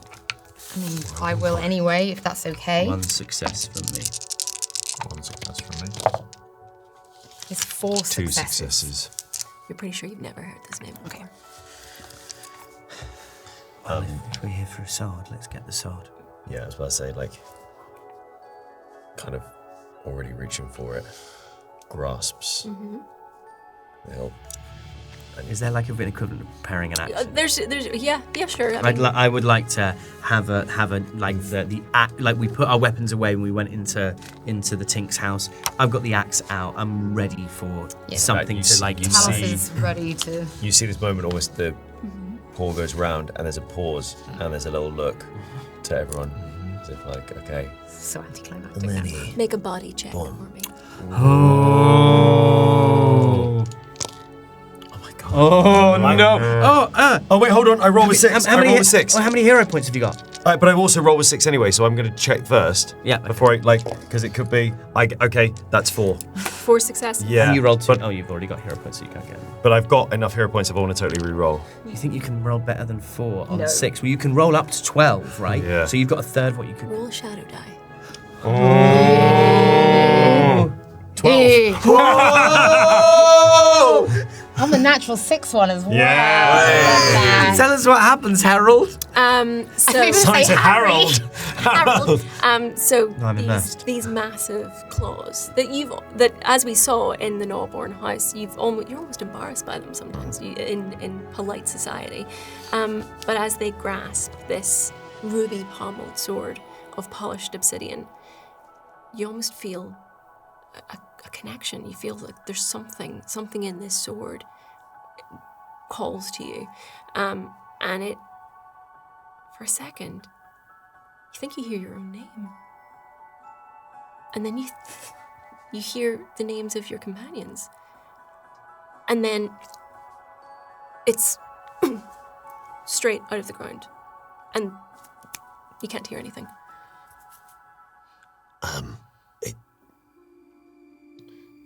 Did you hear? You heard that, right? The sound as it came out of the ground. Like the... There was no sound. You didn't hear your names? No. No. My name? No. No. Can I try and detect? Yes, you can. Make me. What is it? Let's kill the badger! What would we call this? Oh, it's a tense moment. Let's call this Storytelling. Let's call this a soul check. God damn. I was really hoping it was a mind check. Oh, damn it. Can't win them all, Sorry, man. badger boy. Leroy. I'm going to use my hero points. Remember that other people can grant you. Yes, can I give him a hero point as just- well? Oh, yeah. You have, yes. Oh yeah, so we hang can on. stack 'cause two what we- boons. yeah, but also more than that, we can add extra d6s. We can spend a hero point to give an extra Oh, that's d6 a- to another that's a person. better So I'm idea. going to take a hero point from me, and you can have a third d6 to roll. And I'll give you one as well, and you can have another. Okay. Girl, this better roll. Fucking hell. 1. We yin, we yang. On one success, I will give you one thing that this sword does. Yeah. It's 3 letters. The first 2 are T and P. I will give you one thing that this sword can do, which is invoke name. Once per scene, you can declare the name of a forgotten enemy or ally. That name is echoed through the world, briefly revealing their current emotional state and location within one region. Find out where. Oh, I don't know. Yeah. I hold it up, and there's something from inside just says. What was the name? Arrow. Arrow. I was. I was going to say, or Basel Greymane. Like, yeah, that's what I'm thinking. That's my initial. I was going to say the name that was on the wall. I'm going to. Oh! Okay, I'm Sorry, sorry. it's a bit meta now. Yeah, sorry. no, but you know what, Sorry. no, That's This why is great. We're at home. I thought that's what we were all looking Vote in the for. comments. Who should we ask for? Oh, fuck, metagaming, but I mean. It's reasonable to think that you would be able to share the fact that that it has this ability. People would need to be able to. Well, I don't know. Maybe. Is it something that I sense like just a I don't understand it connection, or is it I fully understand that that's what I can do? And it was 40. You well, I mean, you know what it does now, and there's more that this sword can do, but I'd say you hold this sword in your hand, and with that 12, Okay. and given your background, I think it's reasonable to say that you can divine the intention of this sword. Bracken holds it, says. Tang is nearly the full width. But also, if I say a name, I have this feeling the sword will tell me where they are, how they are. Clarks. And on the hearing of Yeah. where they are, Amira's almost tries to grab the sword and just stops herself. Well, I mean, what? Basalt? If any of you think it was him, if you think he has something to do with this. But we know where Basalt is. We should know where Basalt is, but that doesn't mean we do know where he is. We must trust him. He's a man of honor. He would We not know have- something has happened to the other team. I would dishonor him by. He would. What if the sword was taken from him and he was trying to find a way to get it back without putting himself in danger? He had a whole legion of soldiers at his command. He could have Ones sent... he doesn't want to lose. And a bunch of ragtags who've just turned up.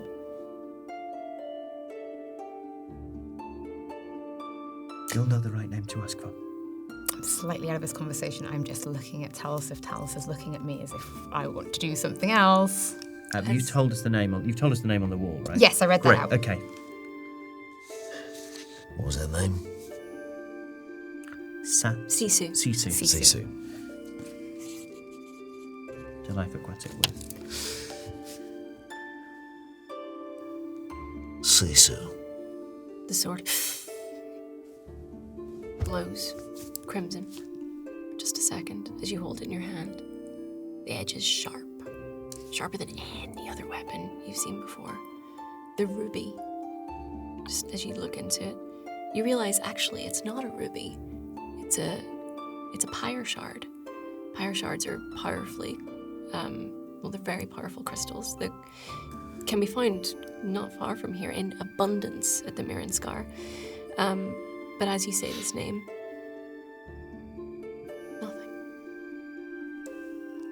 Nothing. I didn't want to fight anything undead, so that's a comfort in its own way. I say we take the sword and we head back. all of a sudden from outside, a howl, a guttural, bestial howl rises up, and then another and another. Woven howls. Friends of yours? I don't think. No, you know what? It's the most. That's the most that line in that voice has sounded. It's the most Statham adjacent. He walks outside and he's like, It's like some sort of giant werewolf. You notice that these howls, as bestial as they are, there's one that kind of like rises higher pitched than the others. It's like a wolf's howl riding on an avalanche of broken glass. Is it coming from the direction of the house? You can't tell. I don't want them to die. I guess I would have broken being hidden to obviously talk to you guys. So I want to try and go back hidden. I guess there are open windows or anything here. So if I was hidden, I would like to just basically exit out of a window just to see if I can get a lay of the land. Because if I can remain unseen, then I should, in theory. I mean, it's an old abandoned shack. I feel like the windows would be Just spaces in the holes in the walls. We're going outside, right? We're trying to get ourselves outside but I wanna do- quickly, I wanna do it unseen. unseen. I will do a similar thing, if I may. And for me, that is 4 successes. It's very bad for me. I need 2. okay. As you sort of jimmy this window open, you are met with the sight of slavering jaws that snap shut with the scraping of glass. There's just burning red eyes on you, furred bodies that twist and burst and rupture all over in these blood-tinged crystalline spikes. And they haven't spotted you yet because you're hidden and because you're in this window, but you can see that it is a pack of these twisted beasts that their tongues bloodied. Their senses are already wired to hunt, and they're slinking forward, bellies low to the ground, encircling this hut, encircling the prey that you are. So I'm now outside. You are outside, yeah. Me Did I do that with 2, or am I saying? No, I think with a 2, I think they would have spotted you. Were you going at the same window? No, that wasn't my intention. But it's such a bad roll that you can tell me what I did. These shard wolves are very, very powerful creatures, and I'd say they already know that there's something in this house. So I'd say with 2 successes, you don't quite manage to remain unseen. So am I outside with them and they can see me? Were you attempting to? Yeah, I was attempting to do exactly the same thing. Okay, no, you are now outside, and they have spotted you. Okay. I'm holding this sword. Can I functionally get a sense of what it is mechanically? I mean, yeah, like. Is it like long sword, great sword? Like so it is a magical longsword. magical long sword. Okay, cool. You called them shard wolves, but I know now I can see one that is not a regular wolf, and that. Absolutely. But what I know what a shard wolf is, because I'm going to go out on a relative limb. You talked about shards in the sword, and there's loads of them from that site. Is that like they're a certain type roll me of world curse? and mind. World and mind, which is 3 for me. Oh wow, that's 5, 5, 6. So that's 4 successes. Shard wolves are almost exclusively predators that originate from the Mirren Scar. And they are vicious. They exist only to consume, because they are so twisted by the corruption that emanates from the Mirren Scar. Their only thought is to destroy and eat. And we would know these are above our pay grade. I mean, you're still inside, honey. Okay, great. Would it be logical then that they're hunting the sword because it's got a shard in it? Or is that not really what they're doing? Like, they're not drawn here to consume shards in that sense? No, they do. You would know that shard wolves do subsist on pyre shards, but that is only in the Mirren Scar for complete lack of anything else. Their teeth are able to crunch on organic materials, but what they really want is soft flesh to sink their teeth into. So were you on the same window as me? Can I see you? No. So I mean, I think like I am literally outside, surrounded by shard wolves at this point. Yeah, I mean, Great. they are closing in on this shack quite quickly. How far away are they? I would say at this point, because you've been inside and because they have alerted you to their presence, they are within. They are closing in at about 5 squares from you. Okay. Without being able to see you, I'm going to call out to you. Yeah. Say, Umbra, I don't have much energy in me for spells, but I can channel the pain that I feel.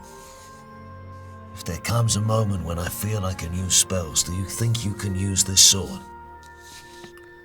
But like, I'm not expecting it. It's a long sword which has which is therefore a regular weapon rather than a light weapon, which requires a body of 2 to wield. I can wield it. Okay. But Yeah, but I think we might need it sooner than we thought. Do I know what shard wolves are? I don't know. Would you? I would know- honestly, would you have seen one before? Would you have been anywhere close to the Mirren Scar? Stories of Roll me world. And mind. Sorry. world and mind. Well, would you like me to roll again, or I wasn't aware what I was rolling? All right, then fine. No. I mean, it was 2 failures. Love that again. version of And it's McIntyre. No, it's 2 failures.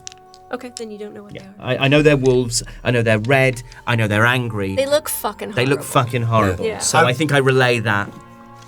I've heard this, and I stick my head have a out shard the door. I stick my head out the door, and I can see these things, or at least some of them.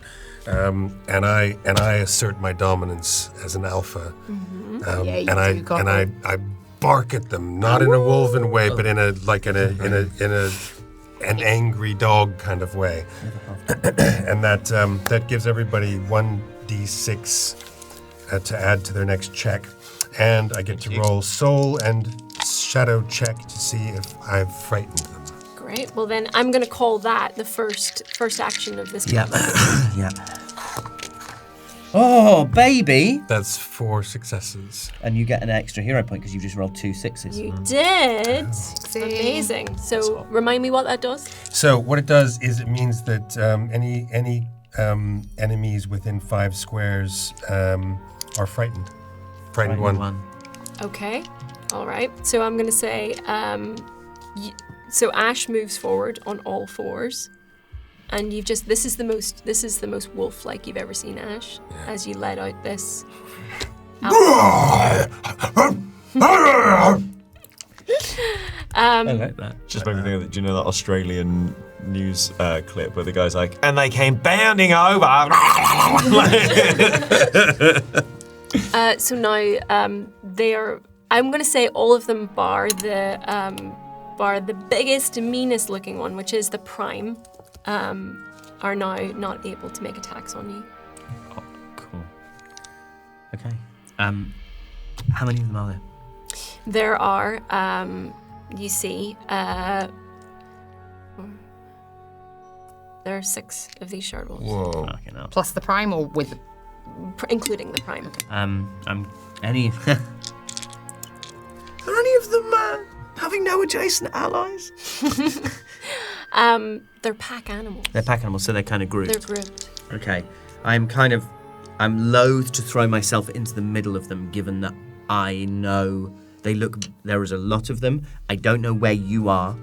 I've had howdy shouty, but the rest of you, as far as I'm concerned, are all inside, and I am alone outside this house. I've assumed if the door is here at the front, there's two windows, and exactly. We've gone like out this different way. ones. Exactly what I'm Yeah. picturing. Almost in my head, there's like a little porch or a little stoop, and I'm underneath. Yeah, and I'm and you're on the opposite. You're you on the opposite, other crouching side. down in the shadows. But And I don't know that you're there. The one that as I came out the window, it saw me.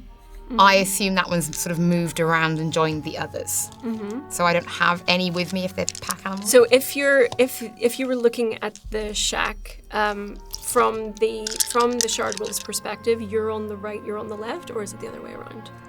I'm on the right. You're on the Oh, right. sorry. Shardwell's perspective, I'm on the left. Because I feel like I came out the right-hand window as we were looking. You came out the left. That's what I've imagined in my head. That's fine and by I me as can't well, deal with yeah. it now. Because you came out first, which means reading left to right, you would have gone left. Okay. So I'm on their left, our right. And you Christ. have you placed yourself in front of this shack, or Yeah, still- I've stepped out and I'm facing. You're in the doorway? I'm facing them. Yeah. How far away are they? 5 squares. 5 squares. So about 25 feet. 25 feet. I've still got my bow available. To me, I don't have an arrow knocked, but I have it available. I'm ready to. Oh, do you want to do that then? Before we move on, where are you and where are you? I think I would have moved out of the front door. There's like a porch kind of space? Because we were stood outside, you said we were kind of on like a porch. It's a shack. looking in. There's not a lot there. It's Yeah. it's a shack that's been repurposed as a tool shed. Okay. So I think I would try and position myself in the doorway so as to keep one sort of side open to attack rather than. behind Ash. Yeah, Ash is in the doorway. Yeah. Okay. And then I would stand beside my brother. Got it. So you So you barrel run. out the So window. you run out the door, or have you gone out the window to stand beside him? I haven't really emphasized this before, but there's the thing about falconkin is they are incredibly agile, as big, and this is for the first time that you see this falcon not just go through the window, but its wings outspread, and they almost go into it, and it spins through and then just lands right next to his It's like a brother. barrel roll. Yeah. Do a barrel roll! It lets you spirals through the window and then lands right next to his Yeah, brother. also another thing about them is it's impossible to defenestrate them. Yes. Do you know defenestration? Yes, we To, throw them out to the window. throw someone out of a window. Can't do it. Yeah, you just can't do it with a falconkin. Not unless you tie them up first. Let's Yeah. do the thing. Ash has moved. Who's going next? I'll wait, actually. I don't want to go next. I'm hidden, so I'm gonna if I start making essentially just moving around the side of the shacks. Behind. Moving around behind it. Yeah, I mean I don't see why I don't see why I wouldn't. I'd go. I guess you know what? I would follow that wolf that I came face to face with. Okay. I would follow it because I am unseen and I want to see where it's headed. And I would have obviously at this point heard some commotion. It's headed back towards its packmates. But didn't you say they were over with the others? Well, they're kind of like So there's almost in front of. We're here in front of the hut. What you came out this window. There was one there. that, having not seen you, is now turned back to the rest of them, and they're in a cluster here, Yes. and we're waiting just Oh, outside. I had windows on the sides of the hut, so No. we've gone out the side. We've in my gone head. out forward-facing windows either so side we of are the all door. together then? Yeah, we are all together. More or yeah. less, just a- Yeah, Sorry, we're like then- a line almost across the Gangs front all line. together. Sorry, that's my The brain. gang's all here. I No pictured the chip windows on on the my side, so I shoulder. put out the side window. Okay. Um, I mean, you can move to the side. No. If I'm kind of where I need to be then, essentially. I'm just gonna hold a second then and let you guys maybe do some stuff because I am unseen. Great. Okay. So still, Ash is the only one that has moved. I'm going to. I'm going to, sensing this immense amounts of danger.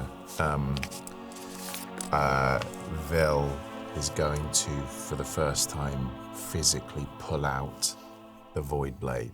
So you see him hold it, Yeah.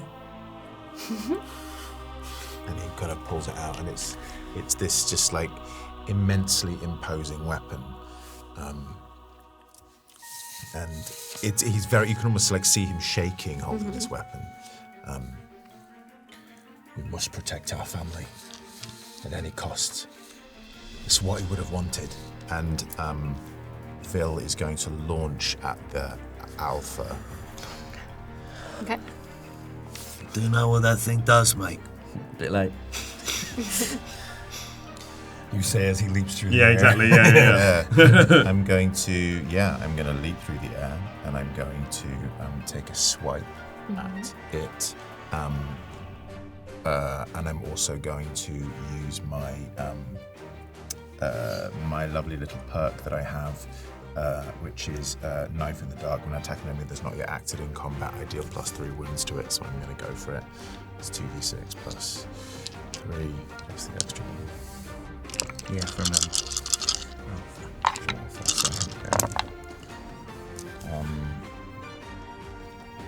That is 3 successes, which would be 4 wounds it would deal to it, plus an extra 3. Now, remind me, is this the kind of attack that it can't use?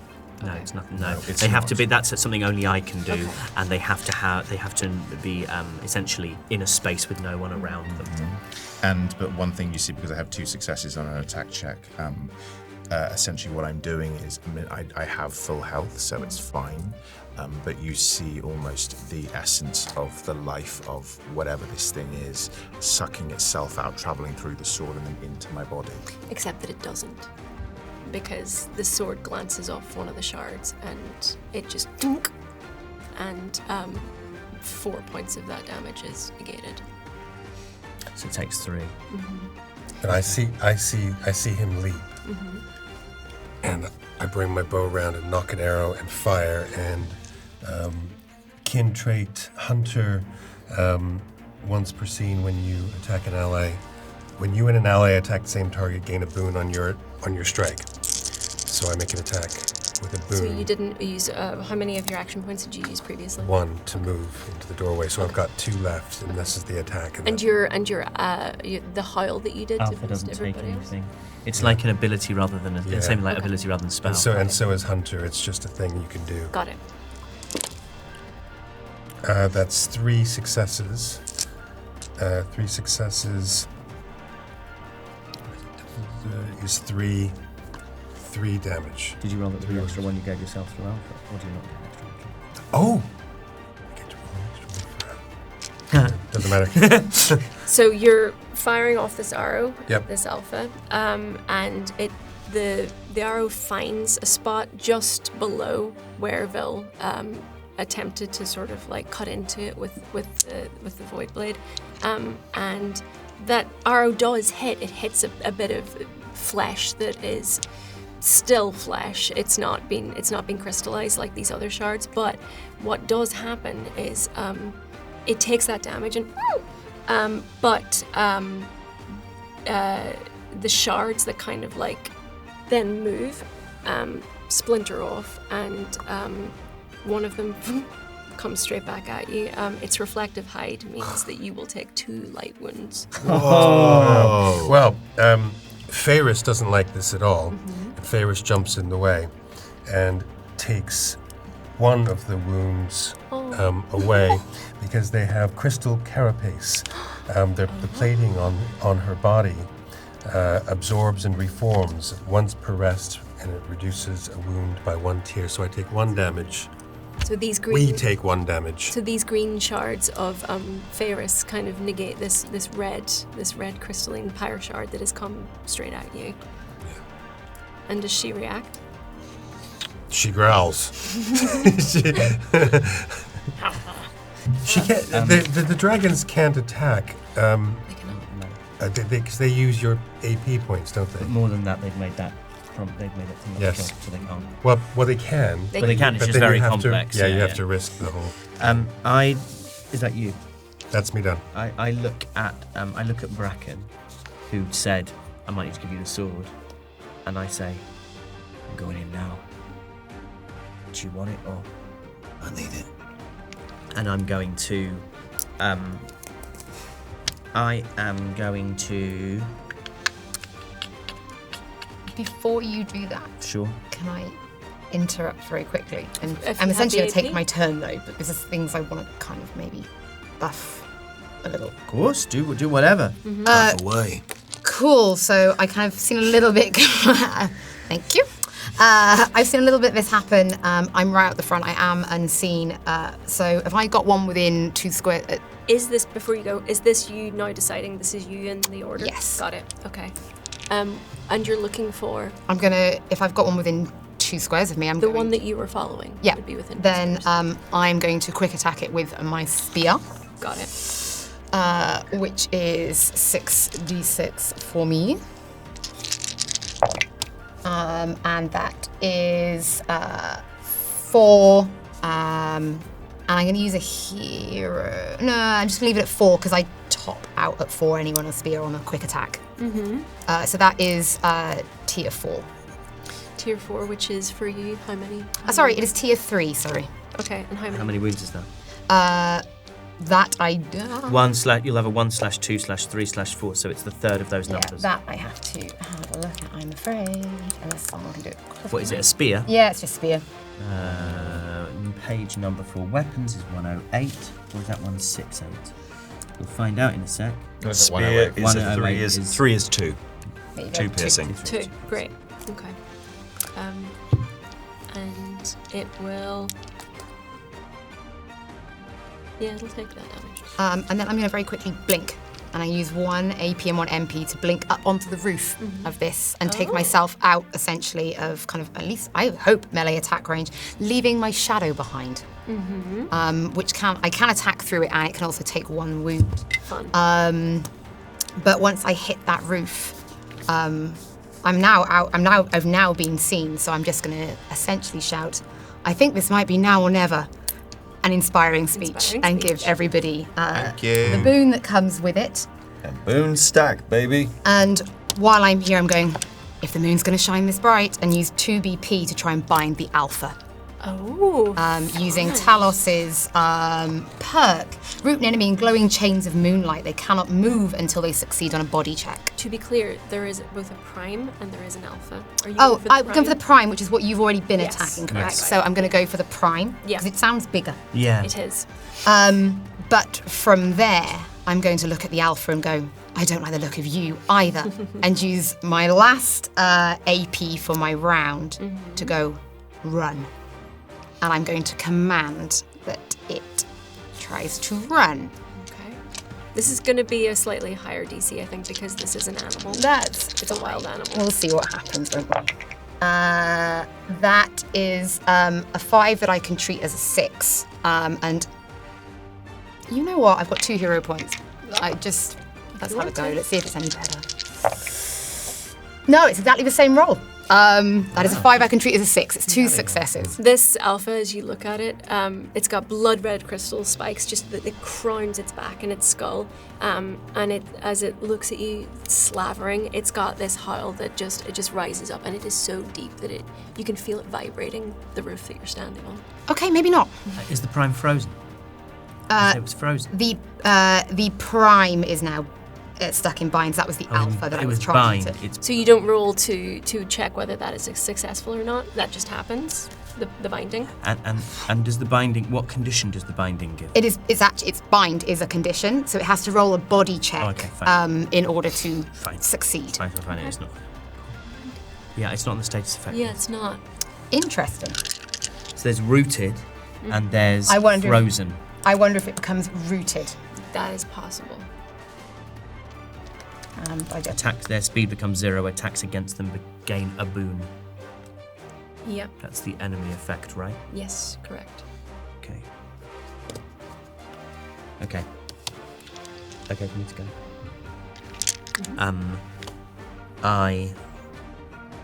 I see my brother run at this alpha. So I run at it as well. I have a variety of things that I can do here, and I'm going to try and do all of them all at once. Okay. I get 5d6 regularly. I get 6d6 because I get a d6 from alpha. Yeah. That's really bad. You get a boon if you've got a 4. No, and I used a hero point to give you a fucking thing. That's so bad. Okay, that's so bad. Okay, so that's 2 successes, but I use a momentum kill, which I escalate the result by 1 tier, which takes it to tier 3. Tier 3 on this is 3. I also use Knife in the Dark, which means they gain an... Who are you targeting? I'm so sorry, this is all on the alpha. Okay. So that was... Do you mean the alpha or the prime? Sorry, it's confusing. Yeah, you're quite right. I mean the one everyone's been attacking, the prime, the biggest one. Sorry, because that's the one I locked it down for you. Great. So, I got 2 successes. It is upped by a single tier by momentum kill because I moved 4 spaces to get to them because they're 5 spaces away, which takes it up to tier 3, which is 3 wounds. But I also expend 3 grit and 2 action points to attack a target who's already taken damage, which increases the wounds by 2 to 5. And because I use Knife in the Dark, it increases the wounds by a further 3 to 8. You also gain a boon because it's rooted, but I should have 3 boons. In that case, I would have 2 boons, but I rolled 2 5s and then a load of 1s and 2s and 3s. So it's 8 wounds. It can block them, though. I don't have my fancy unblockable armor thing.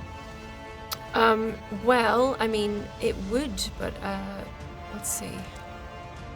Does rooted mean that they?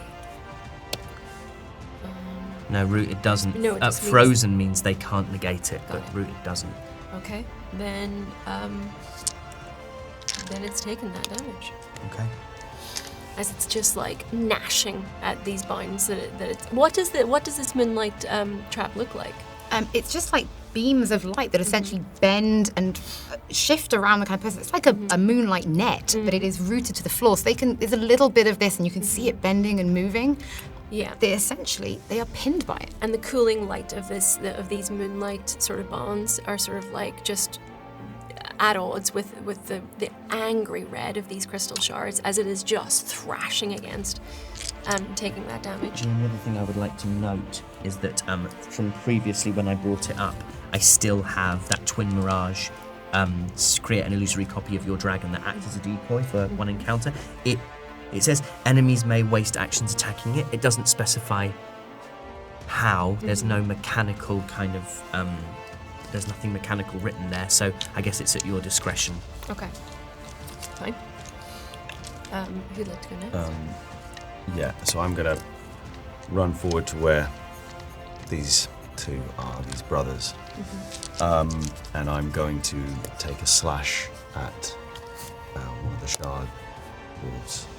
Which one do you take? So there are. The ones right in front of you is the prime is in front of us. No one has hit any of the others. There's an alpha and 4 that are regulars. Well, there's a prime and alpha. There are 2 callers and 2 attackers. And they're all within. They're all quite close to each other, but I mean, the prime has moved forward, I think, to attack at this Okay, point. well, immediately I'm going to use Earth Shaper. I'm going to run forward and with the hilt, with the, what's the pommel? The Yep. pommel of this, I'm going to pommel the ground. Okay. So I run forward, I raise it up, slam down, creating a shockwave. So all enemies within 2 squares are knocked down and suffer 3 wounds. Okay. So I don't know how many that would reach within 2 squares. Then 2 squares. And it also specifies only enemies. It doesn't say just any creatures. But they'd all have to be in their own square, so they're at least spread out across 6 squares, aren't they? Yeah, they would be. I'm going to say you can target. How many squares does it say it take? 2 squares. Okay, you can target 2 of them. Okay, cool. Which 2 would you like to target? I would say the prime. Bear in mind the prime is netted at the moment. Okay, cool. Not the prime now then. I will say the alpha and just any of your choice. Really, it's in this moment. Let's say the alpha, and there is a caller just behind it, Yep. who's kind of like following the alpha's lead. The alpha will take no damage, Okay. but it will be knocked down as this shockwave kind of like causes it to, the paws to sort of like crumble beneath it. The caller will take 1 point of damage, and it will also be knocked down. Okay. I'm gonna go for, because I know that it just took damage, and I know that like the alpha is obviously pack leader, but I know this one took damage. I'm going to raise up the magical longsword. I'm going to swing down for 3 slashing damage. Three wounds. 3 wounds. Great. And I'm going to say because it is already sort of pinned and not happy, it's going to take all of that damage. Nice. Great.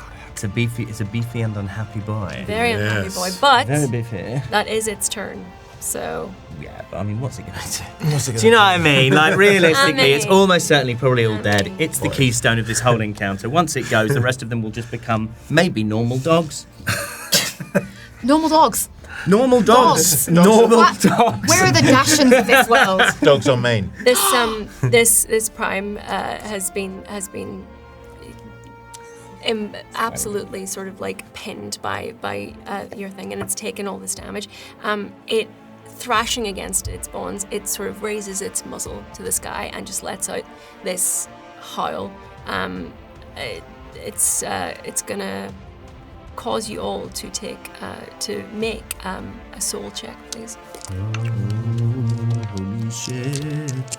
Oh no. That was so bad. Oh no.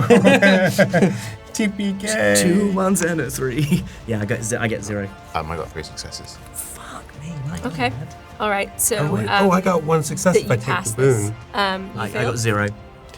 I had a boon from what Yeah. Sure. so that's 1 success. That's a fail. Okay, that's a pass. 2 successes. Wait, what? It's 5. Did you say 5? No, I said fail. Oh, fail. Oh, Got fail, it. like Fail. 12. Okay. He's beaten you great. to it. Yeah. With this prismatic howl, all enemies within 5 squares roll D3 soul. On failure, suffer 2 light wounds and fear for 1 round. Whoa, I've never been wounded. So did I fail as well with 2? Yes. Yes, it's D3. D3, so you have to get 3 Sorry, successes to I pass. got 3 successes. Wow. So we take how many? So we take 2 light wounds, and we are, did you say frightened? Yes. So, which means we may not target the source of fear. Correct. And while they are in our line of sight, we suffer bane on all checks, which means 5s don't work and 6s are just 1. Is that correct? Yeah. That is correct. I rolled a 4 and a 6. The core perk of my moon dragon is Lunar Veil. The dragon's presence cloaks its rider in soft moonlight. The rider gains a boon on soul checks made to resist fear. Whoa. Wow. Making my 4 a 5, making it a 3. There you go. Wow, That nice. damage. Good little moon Highly dragon. situational. Oh, Great. what you hear from Ash's little sling is you hear this humming, this very, very resonant, high-pitched hum, and it's loud, but not so loud that it's bothersome, but you can hear it, and it's called resonant hum, and Allies in 2 squares gain a boon on soul checks against fear. I mean, Wouldn't have done it's anything. already happened as well. So Yeah. I'm gonna say, Oh, yeah, you're right. yeah. Okay, well, he's gonna keep doing it. Just Just it's cool. Just humming, love him. Yeah, he just likes to hum. Could have done this earlier, It's but not time to make a didn't know change. that was gonna be a Just problem. relax. Take it easy. You're still young. So one of the callers is gonna leap forward, and it's gonna go for you, Umbra. It's gonna make a bite attack at you. Okay. That's 2 light wounds. I am going to. I'm not going to take any of those. I'm going to use 2 defense slots. Great. And take that. Keep that because I already have 2. Okay. That makes that the alpha's turn next. It doesn't. Doesn't? No, it does, but I decided not to. It's just Alright. furious. It I absolutely don't know does. what you It guys have got absolutely up your sleeves. Okay. We could have and- lied this whole time. Yeah, I actually have something written down called invulnerable. This alpha is going to it's gonna rush forward and it's gonna target Ash. It's just slavering jaws, just hinged. It's just trying to take it's the hunger that it has is just like forcing it forward. It's instinctual more than anything else, and in you it sees from that howl before it sees a fellow predator that it wants to get rid of as quickly as possible. It's going to make 2 bite attacks against you. Real recognize real, baby. And bite attacks will individually be 2 light wounds. Each one. Yes. 4. Wow, 4. So does that mean it goes into heavy automatically? Yeah, because you take your 3 light and then the last I mean, one become a heavy. Unless you want to. But can I negate? Yes, you can. As we you go. should. Yeah, baby, you Okay, I definitely use my 100% defense good. points. I've got 5, so I use 4 defense points to take no damage. Yeah. Then Take no absolutely. wounds. You're gonna need These. I'm like a just ninja. I'm like, ha! In the first round, you are. I Let's see know. what happens. Yeah, exactly. Let's see what happens when 2 more things attack you. These teeth are just snapping at air, and as the jaws sort of come together, it's like just crunching. The teeth are like there's a crystalline quality to them that's just like it's horrible to hear. And that is one of these attackers' turn. The 2 attackers are gonna go at the same time. Okay. So the first attacker is going to, as you look at it, and as it kind of like as haunches rear up, all of a sudden, it just the moonlight catches it somehow, and it's not where you thought it was. It's going to appear behind. Are you visible right now? I am. I'm on the roof. Yeah, it's going to appear behind you, I love that for me. and it's going to make a chomp at you. It's going to try for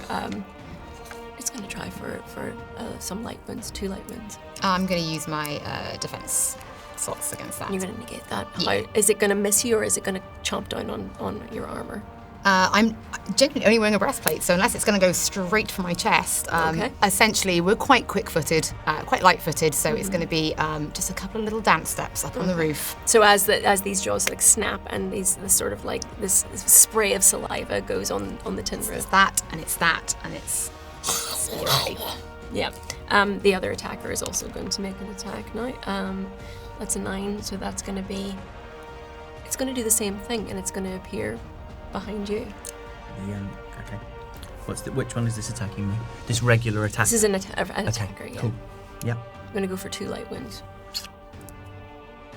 I'm gonna block one of them. Okay. So I take. Hang on. Yeah, I was on 2. So I was just gaily crossing one of those out, being like, well done me. That's not what I was supposed to do. Okay. I now have 3 light wounds. Okay. And the final caller is now going to make an attack. That's another bite. I think this caller is gonna go for Bracken. And that's 2 light wounds. I'm gonna Want that mana, baby? take 1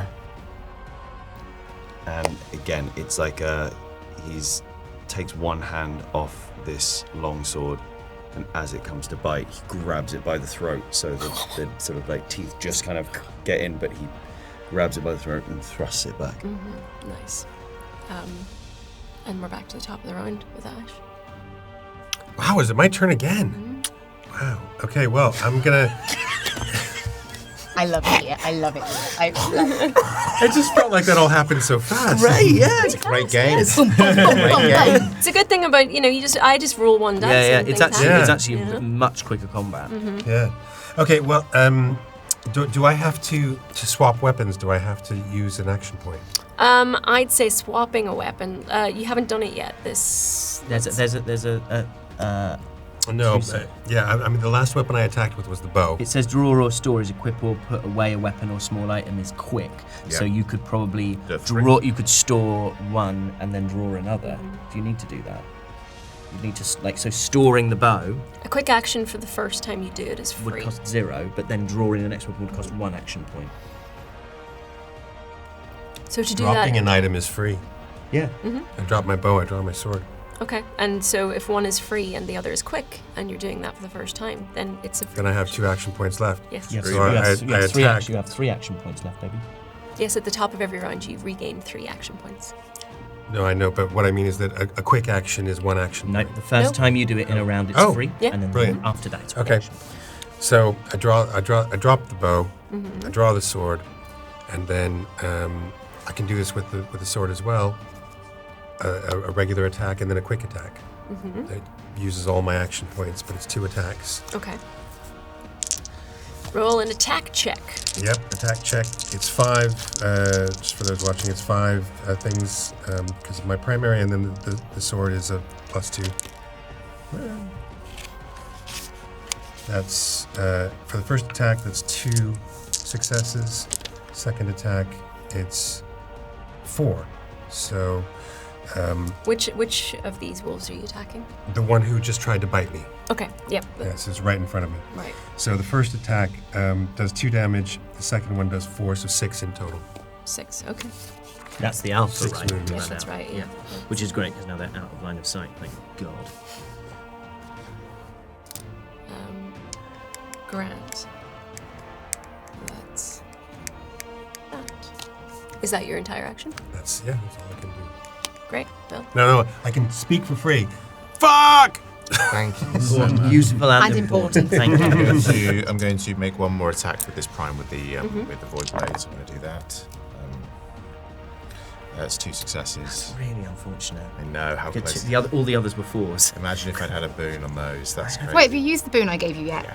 Oh, sorry. I did. No. I mean, I had to because of the last roll. It Oh, was of used course. if I just rolled low. Yeah. So yeah, that'll be 3 points of damage. That will take 3 wounds. It'll take, and I'm then going to make a. Yes, I'm going to make a cast of a spell called Blast, where I unleash a concussive surge of raw force. The target suffers 2 wounds and is knocked down. So I'm going to roll again for that. Okay.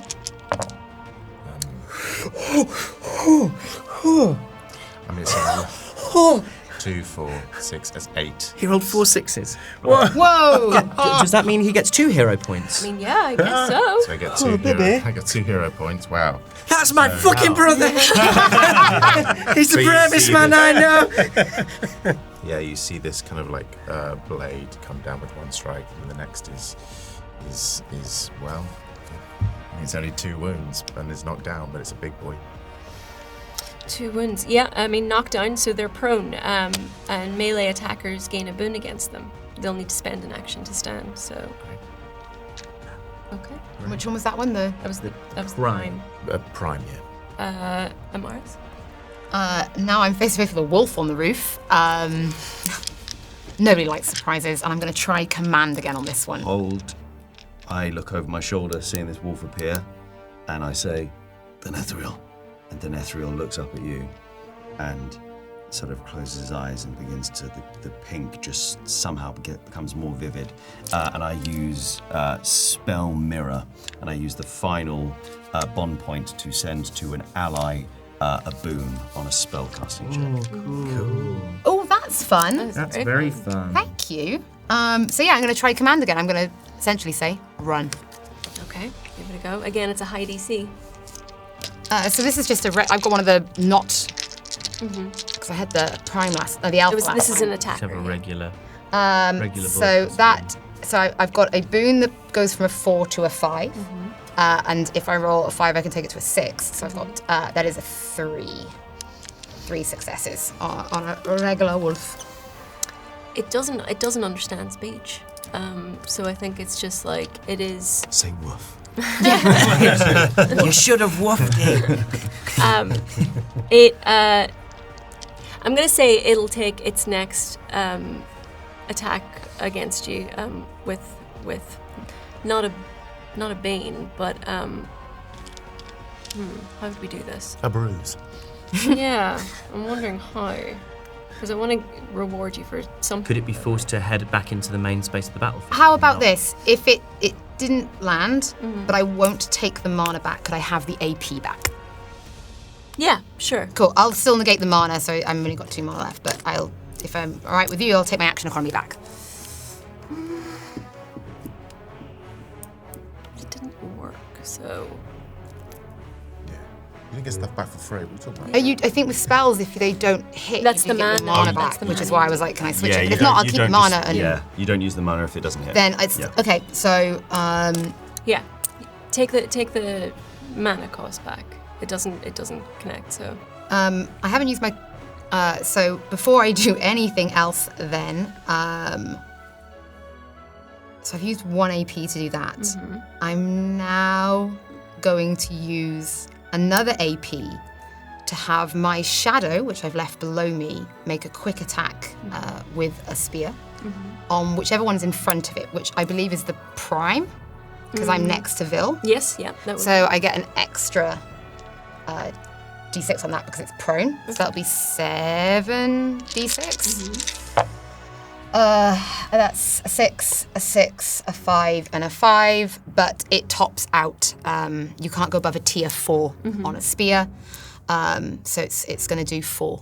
Okay, great. And now I've done that attack, I'll be like, it's nice knowing you. Snap my fingers, and I use my quick action to swap the place with my shadow. Ooh, So now my shadow is on the roof love with this it. other wolf. Okay. And I'm going to use my final AP to reposition and hide. Great. Okay. Do you need your roll to do that? Yes, that will be 3d6.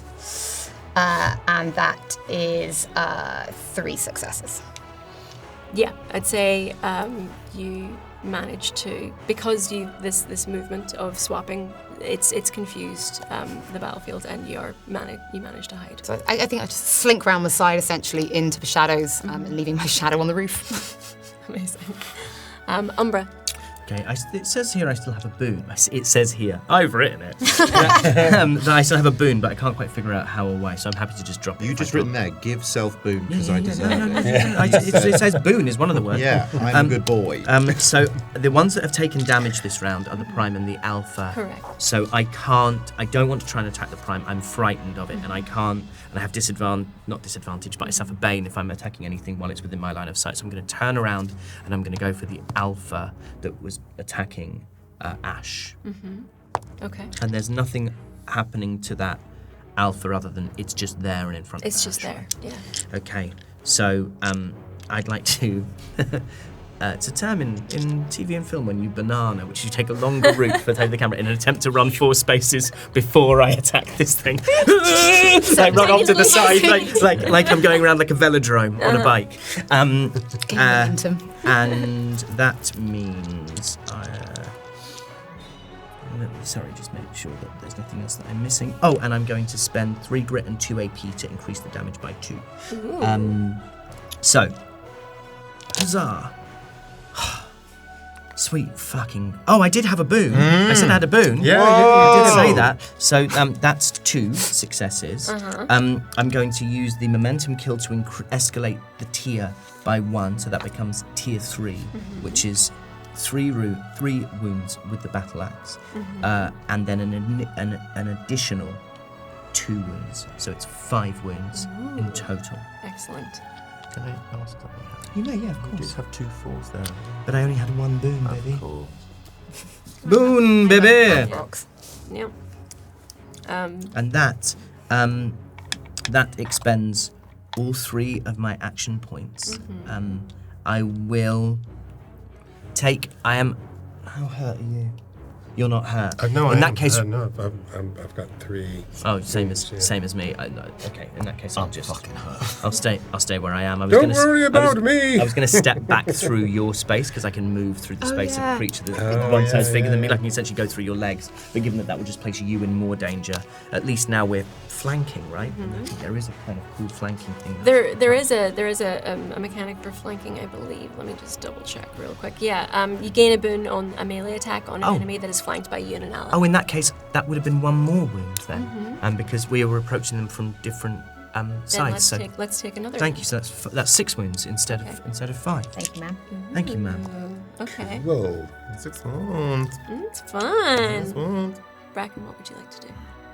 I'm gonna see Umbra do this like banana and kind of seeing the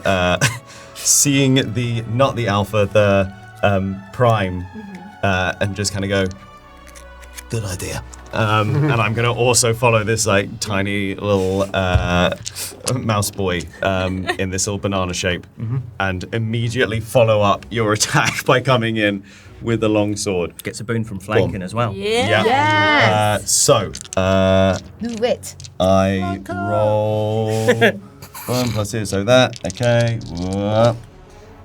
So I get just 2. So that is 2 slashing damage. Okay. But I will then, because it's the first time I've switched out, you didn't move away, did you? You were right there. I'm right there. And I go, You're up, big man.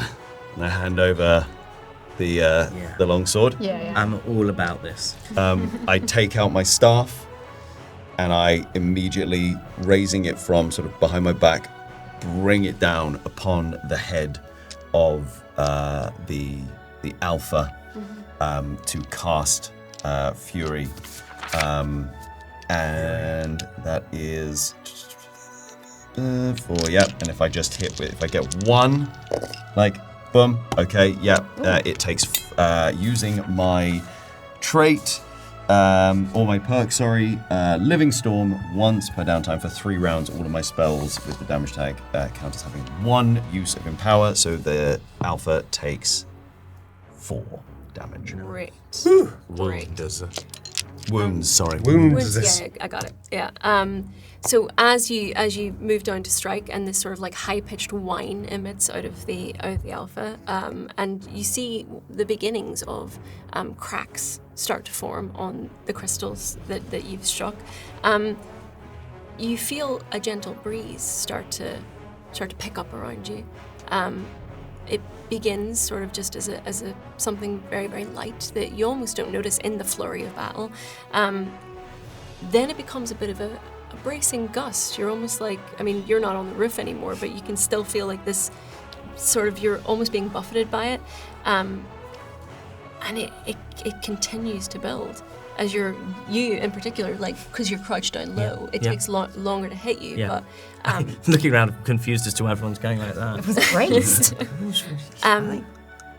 and you look up, and an almost impossible thought takes you. You're like, you know that it's still the dead of night, but it's almost like the sun that you've known your whole life has risen early.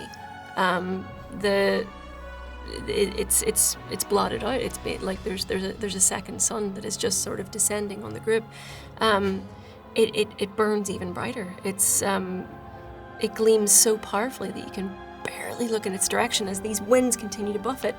You see 2 enormous wings, just sort of, and the wolves are like just like "Arr!" Like they're panicked at this point as two beating wings, larger than any ship's sails you've ever seen.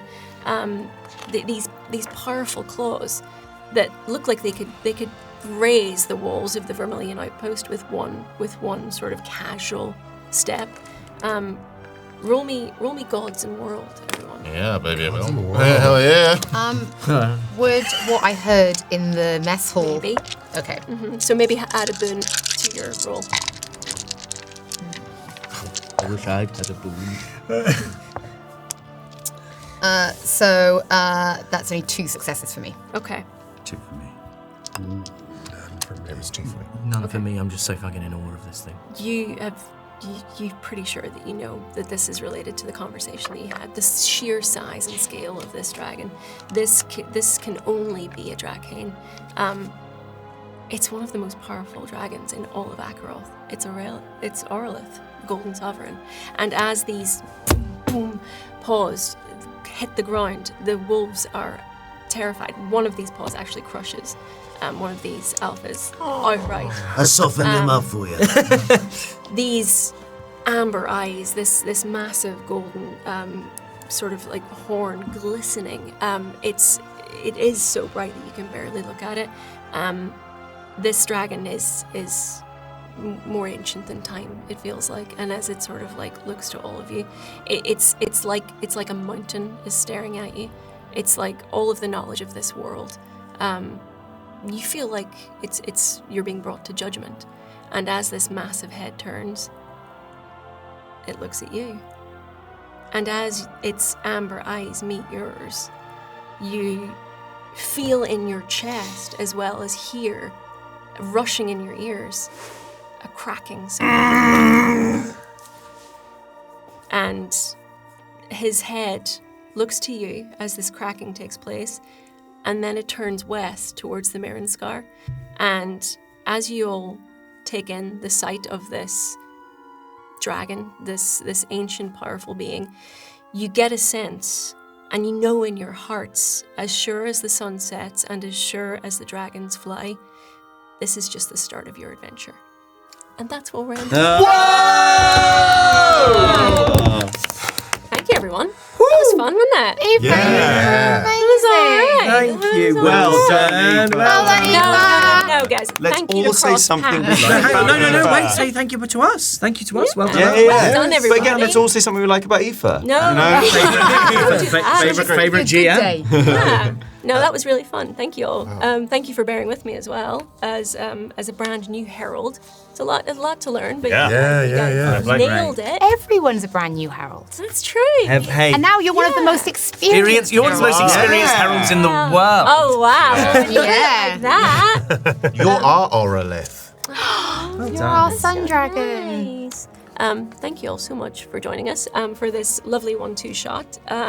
It's been a long day, but it's been a fun day. Yeah, man. And we really hope that if you enjoyed that, you can send some love to Cross Paths. And it's not too late to support them by going to BackerKit for Drakonym. And yeah, it's fun. It's very fun.